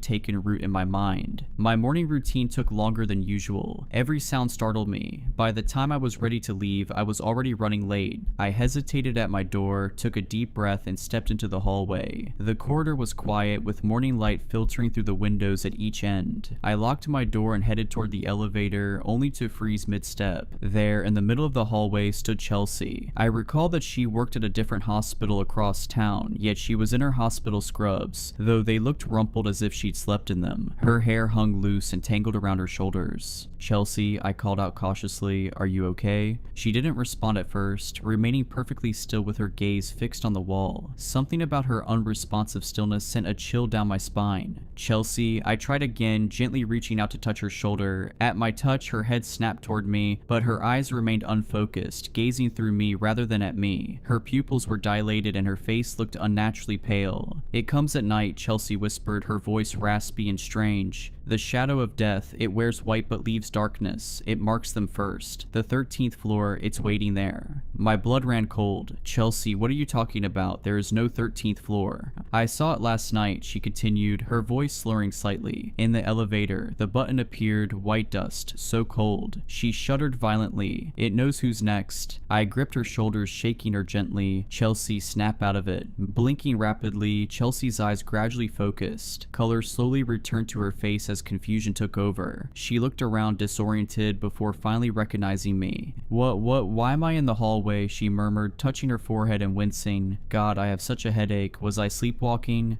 I'm not sure, I said uncertainly, my eyes still fixed on her face. You were just standing here talking about strange things. What things? She asked, frowning as she rubbed her temples. I hesitated before replying, about a shadow of death, and the 13th floor. Her eyes widened in disbelief. I don't remember any of that. Glancing at her watch, she gasped, oh God, I'm late. I need to get to work. She hurried toward the elevator, then paused and looked back at me with an embarrassed smile. Sorry about that. Must have been sleepwalking or something. Too many night shifts, you know. Before I could utter a word, Chelsea disappeared around the corner toward the elevator, and I stood frozen in the hallway, my mind racing. The coincidence was too overwhelming. Mrs. Donovan's experience, my own, and now Chelsea mentioning the same horrors. Later at work, I couldn't focus. Twice, I nearly administered the wrong medication to patients, catching myself just in time. Colleagues asked if I was feeling ill, noting my pallor and distracted state. I blamed it on lack of sleep, which wasn't entirely untrue. During my lunch break, I sat alone in the hospital cafeteria, picking at a salad that I had no appetite for. I pulled out my phone and searched for information about my building's history. Central Heights had been built in the 1970s and renovated in the early 2000s. Nothing unusual, a standard high-rise apartment building. I scrolled further until I stumbled across an old newspaper article about an architectural controversy during its construction. The original plans had included a 13th floor, but due to superstition, the developers had labeled it the 14th, skipping 13 altogether. What caught my attention was a small paragraph noting that the chief architect had either gone missing or died mysteriously before construction was completed. His body was never found either way. My hands trembled as I set down my phone. It couldn't be a mere coincidence. The rest of my shift dragged on endlessly. By the time I clocked out, darkness had fallen and a fine mist hung in the air, diffusing the streetlights into hazy orbs. I considered taking a different route home, maybe even staying at a hotel for the night, but the thought seemed ridiculous in the rational light of the hospital lobby. I pulled my coat tighter around me and stepped out into the night. The walk home felt longer than usual, each shadow making my heart skip a beat. When I finally reached my building, I noticed Ray was gone for the day, replaced by a night doorman whose name I couldn't recall and who barely looked up from his phone as I entered. I hesitated at the elevator and then decided to head for the stairs, unwilling to risk another encounter. However, when I reached the door to the stairwell, to my shock, it was locked. I turned around and tried to flag down the night doorman, but he had vanished. I looked around unsure of what to do next when suddenly the elevator doors opened. I stared at the vacant elevator, its fluorescent light flickering ever so slightly. The interior was pristine, no white powder, no mysterious buttons, no towering figure, just an ordinary elevator waiting patiently for a passenger. Rational thought urged me to step inside, especially since the stairwell was locked and I needed to get to my apartment, yet my feet remained rooted to the lobby floor, my body refusing the simple command to move. A soft chime sounded as the doors began to close. Acting on instinct, I lunged forward, thrusting my arm between the closing doors. They retracted immediately and I stepped inside, my heart hammering against my ribs. My finger hovered over the button panel. 16. I could just press 16 and go home. But then my eyes were drawn to the space between 12 and 14, the unmarked space where 13 should be. The doors closed behind me with a soft thud that, in my heightened state, sounded like the slam of a prison gate. I pressed 16 quickly, then backed into the corner, watching the numbers illuminate as the elevator began to ascend. Everything seemed normal at first, and as I ascended I tried to ignore the lingering feeling of dread. I watched the display numbers slowly increase. Then, to my horror, the elevator stopped. It had halted at 12, but the door wouldn't open. Then the number distorted and went blank, and I felt the elevator creeping up several more feet before stopping on a floor higher than the 12th. The door slid open and there it was. A hooded figure stood in the doorway, impossibly tall, its white coat hanging from skeletal shoulders. I pressed myself against the back wall of the elevator. My scream caught in my throat. White dust swirled around the figure's feet, drifting into the elevator like fog. "Please," I managed to whisper, though I wasn't sure what I was begging for. The hooded figure bent down and stepped into the elevator. With each step, a noxious cloud of chalky dust spread around it, and I covered my mouth in horror. It extended one impossibly long arm, the sleeve falling back to reveal a hand made entirely of bone, gleaming white in the dim light. It reached out with slow, deliberate motion. I shook my head, tears streaming down my face. "No," I said, my voice growing stronger. "I won't go with you." The figure tilted its hooded head as if puzzled by my refusal. It took a step forward. With every movement, white dust billowed, filling the cramped space with a fine mist that made me cough. A cold emanated from it, an otherworldly chill that penetrated my soul and froze my thoughts. Its hand moved toward the panel, paused, then withdrew as it stepped back into the opposite corner of the elevator. It stood motionless, waiting for the doors to close. I couldn't fathom why it had ignored me, seeming content to ride the elevator up to the 16th floor rather than drag me down into the sepulchral darkness of the 13th. The elevator rose without further incident, the floors passing by in terrible silence as I remained breathless and terrified alongside my monstrous companion. When we arrived at the 16th floor, the entity extended an arm as if bidding me to disembark first. Oddly polite, though still utterly horrifying. I took a nervous step forward, scared of moving, yet even more terrified of staying a moment longer with that skeletal nightmare. I crept past the looming figure and eventually broke into a mad sprint down the hall toward my apartment. I stole one last glance behind me. The thing was gone. Whatever it had been doing on that floor, I couldn't say, but I felt an urgent need to get inside and hide as quickly as possible. I made it to my door, my heart racing as I fumbled with my keys before throwing myself inside, quickly closing and locking the door before bolting to my bedroom. The night stretched on interminably as I huddled beneath my blanket, feeling both foolish and fearful. Part of me knew that the skeletal figure I dreaded wouldn't materialize in my bedroom or elsewhere in my apartment, yet another part couldn't shake the unsettling anticipation that it might. As the hours dragged by with no sign of the apparition, I hesitated, relieved yet still anxious, before finally succumbing to an uneasy sleep. That sleep, however, was short-lived. I awoke abruptly to a horrible scream that pierced the quiet night. Bolting upright, my heart pounding, I realized the scream wasn't part of a nightmare. It echoed through the hallway outside my apartment, followed by a heavy thud. I scrambled out of bed, fumbling for my phone as I debated whether to call 911 or hide in the bathroom.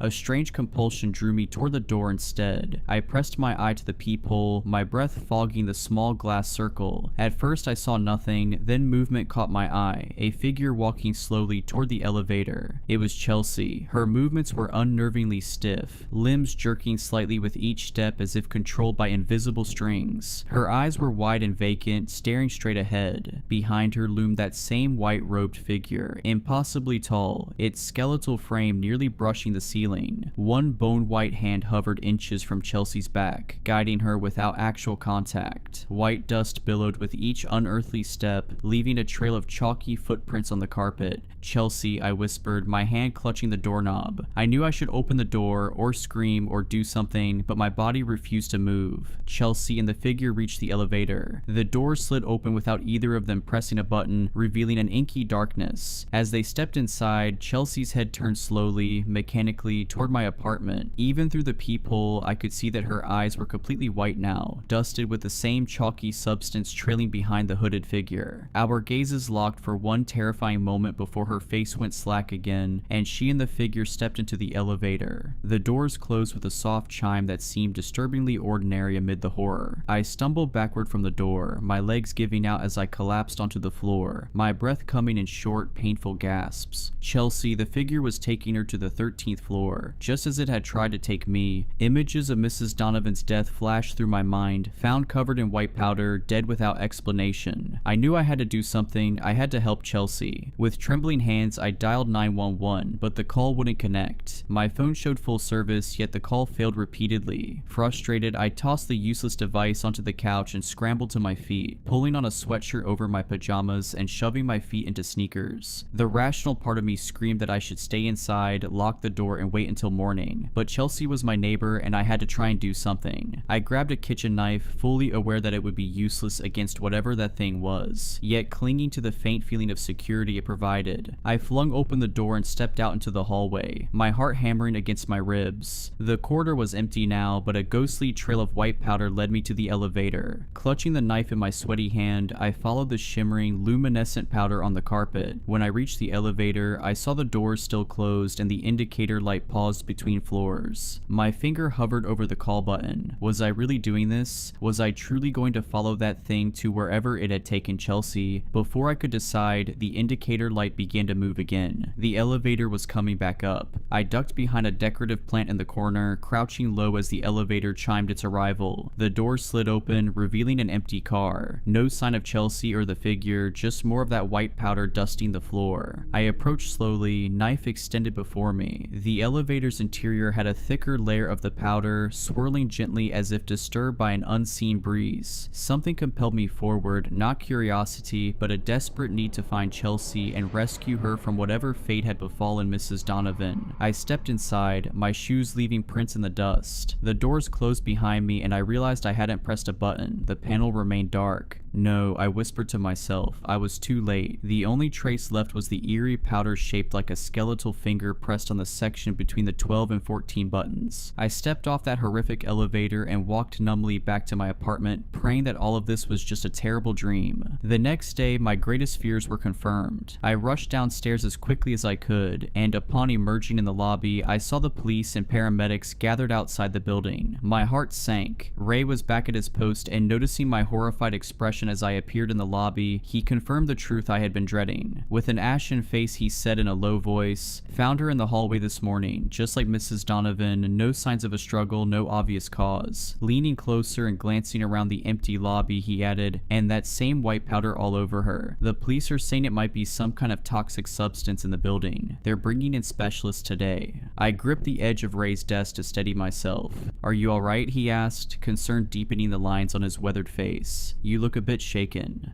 "I'm fine," I lied, the words tasting like ash in my mouth. "Just shocked. I talked to her yesterday. She seemed fine." Ray nodded solemnly. "They're saying it might be some kind of chemical hazard. Management's called an emergency meeting tonight. They are trying not to freak people out." He hesitated, then added quietly, "Between you and me, I've been working here for 16 years. I've never seen anything like this. 2 people in 1 week, under the same mysterious circumstances. Has anyone else reported anything unusual?" I asked in a barely audible whisper. "Anything about the building, the elevator?" Ray's expression shifted subtly. "Funny you should ask. Mrs. Henderson from 1214 mentioned something about the elevator stopping on a floor that doesn't exist." He shook his head. "I told her she must have pressed the wrong button or imagined it. You know, 13th floor superstition gets to people. This building is old enough to have its quirks." I nodded mechanically. Someone else had seen it. I wasn't losing my mind. "Ray," I said carefully, "have you ever noticed anything strange about the elevator? White powder maybe? Or unusual people using it late at night?" Ray's eyes sharpened as he studied me. "Why do you ask?"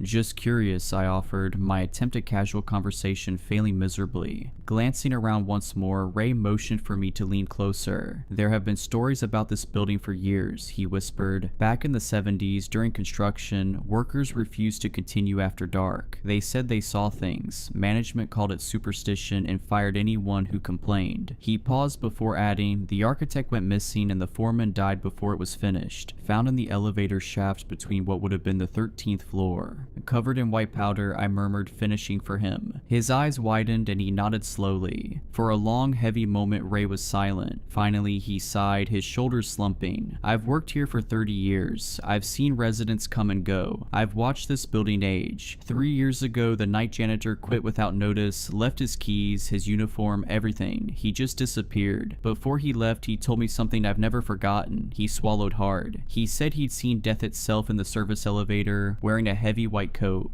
A chill ran down my spine. "And did you believe him?" "I didn't," Ray admitted. "I thought he was hitting the bottle too hard. But then," he trailed off, glancing toward the bank of elevators. "I've seen things too. Glimpses, shadows where there shouldn't be shadows." "Why haven't you left?" I asked quietly. Ray's expression hardened. "This is my home. It has been for a long time. Whatever's happening, I'm not letting it chase me away." He straightened, returning to his professional demeanor. "You should be careful. Maybe stay with family for a few days until they figure out what's going on." I nodded, though I knew no investigation would uncover the truth. truth. What was happening defied all rational explanation. "Thank you, Ray," I said, turning toward the door. "I'll be careful." I briefly considered taking the day off from work, but I decided against it since I figured I could use the distraction to ignore the insanity swirling around me there. At the busy hospital, I almost forgot the horrors of the night before, but as my shift ended, the dread of returning home settled over me. I lingered for a while, making small talk with colleagues who were just starting their shifts, anything to delay the inevitable. Outside, twilight had fallen. The streets were quieter than usual, or perhaps it only seemed so to me as each echoing footstep counted down the moments until I got back to my home. Central Heights loomed ahead, its windows lit against the darkening sky. How many residents had no idea what lurked between the floors? How many came and went, oblivious to the horror stalking the hallways at night? As I approached the entrance, I noticed a small crowd gathered outside. Police tape cordoned off part of the sidewalk, and officers were speaking with some residents. An ambulance idled nearby, lights off but doors open. "What's happening?" I asked a pale-faced woman hovering at the edge of the crowd. The woman turned and said in a shaky tone, "Another one. Mrs. Henderson from 1214. Found her in the stairwell about an hour ago." My blood ran cold. Mrs. Henderson, the same woman Ray had mentioned who'd seen the 13th floor. My legs nearly gave way. "White powder?" I asked, already dreading the answer. She nodded. "That's what they're saying. Just like the others, 3 deaths in 1 week. People are talking about moving out." I pushed through the crowd toward the entrance. Ray wasn't at his post, probably being questioned by the police, and the other night doorman looked visibly shaken. "Excuse me," he called as I passed. "They're advising residents to stay elsewhere tonight if possible. Building management is putting people up at the Coventry Hotel until they determine if there's an environmental hazard."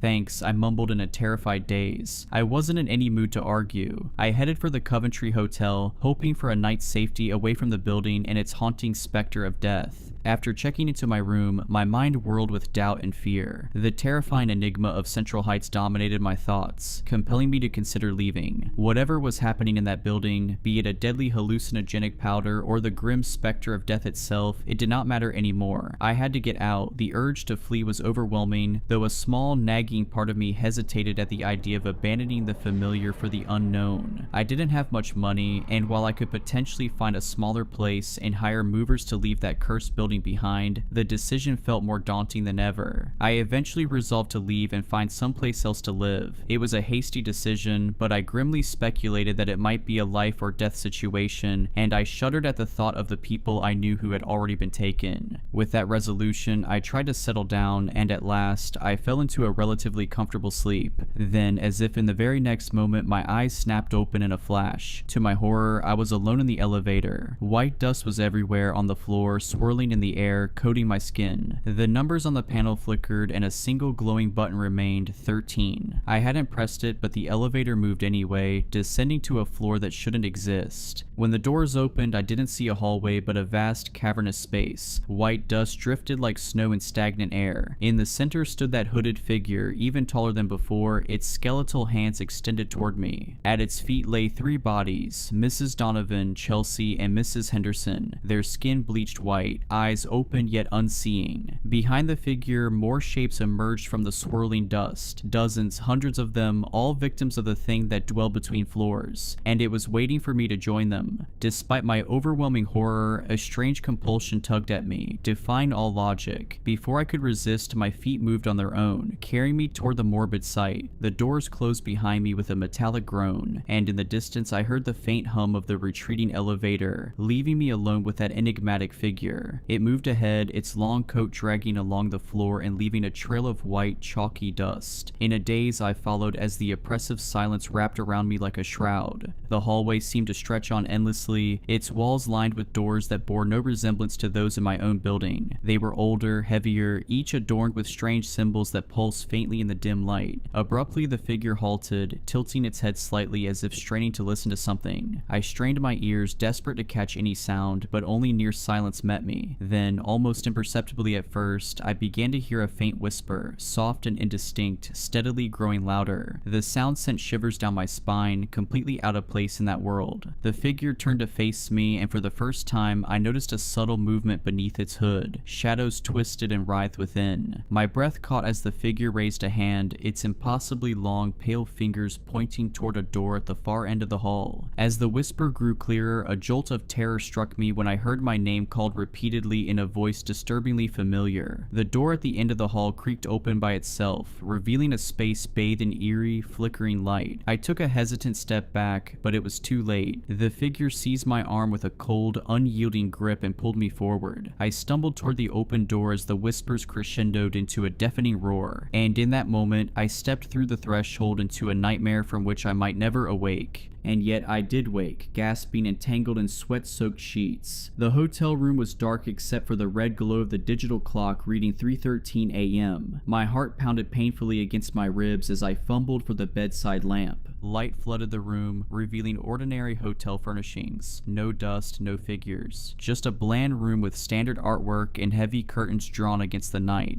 I collapsed back onto the pillows, trying to slow my breathing. It had just been a nightmare, but as I glanced toward the carpet near the door, I saw a fine white powder dusting the threshold, as if someone or something had tried to enter. Frozen, I stared at the white trace. It hadn't been there when I checked in. Then a sinking dread gripped me. My eyes darted down to my feet, now engulfed in a thick layer of the eerie, chalky substance. Panic surged as I bent to touch my foot, and there it was, a bruise, vivid and sinister, marking the exact spot where an otherworldly hand had seized my arm with unyielding force. Desperation clawed at my mind as I scrambled for a shred of logic, but only chaos answered. The figure had found me. Even here, miles from Central Heights, it had tracked me down, or perhaps I'd even ventured into its lair in my sleep. It couldn't be real, but the powder by the door and on my feet was real. The deaths were real, and whatever was hunting me wouldn't stop until it had claimed me too. I hurriedly dressed, hands shaking as I stuffed my few belongings into a bag. I knew I had to leave, to put as much distance as possible between myself and everything here. I crossed several state lines and did not have a destination, besides as far away as I could get from that nightmare and the being that might even now still be searching for me. Yet, even abandoning my possessions and leaving, doubt still gnaws at my resolve. Perhaps leaving the city entirely and abandoning everything might be enough. But deep down, I wonder whether it could ever be enough. I don't know if I can ever outrun the shadow of death itself that haunts the 13th floor. If you enjoyed these stories, please consider subscribing and liking this video. Let me know your thoughts of these stories in the comments below. I frequently talk to my viewers there. But anyways, I hope you were creeped out.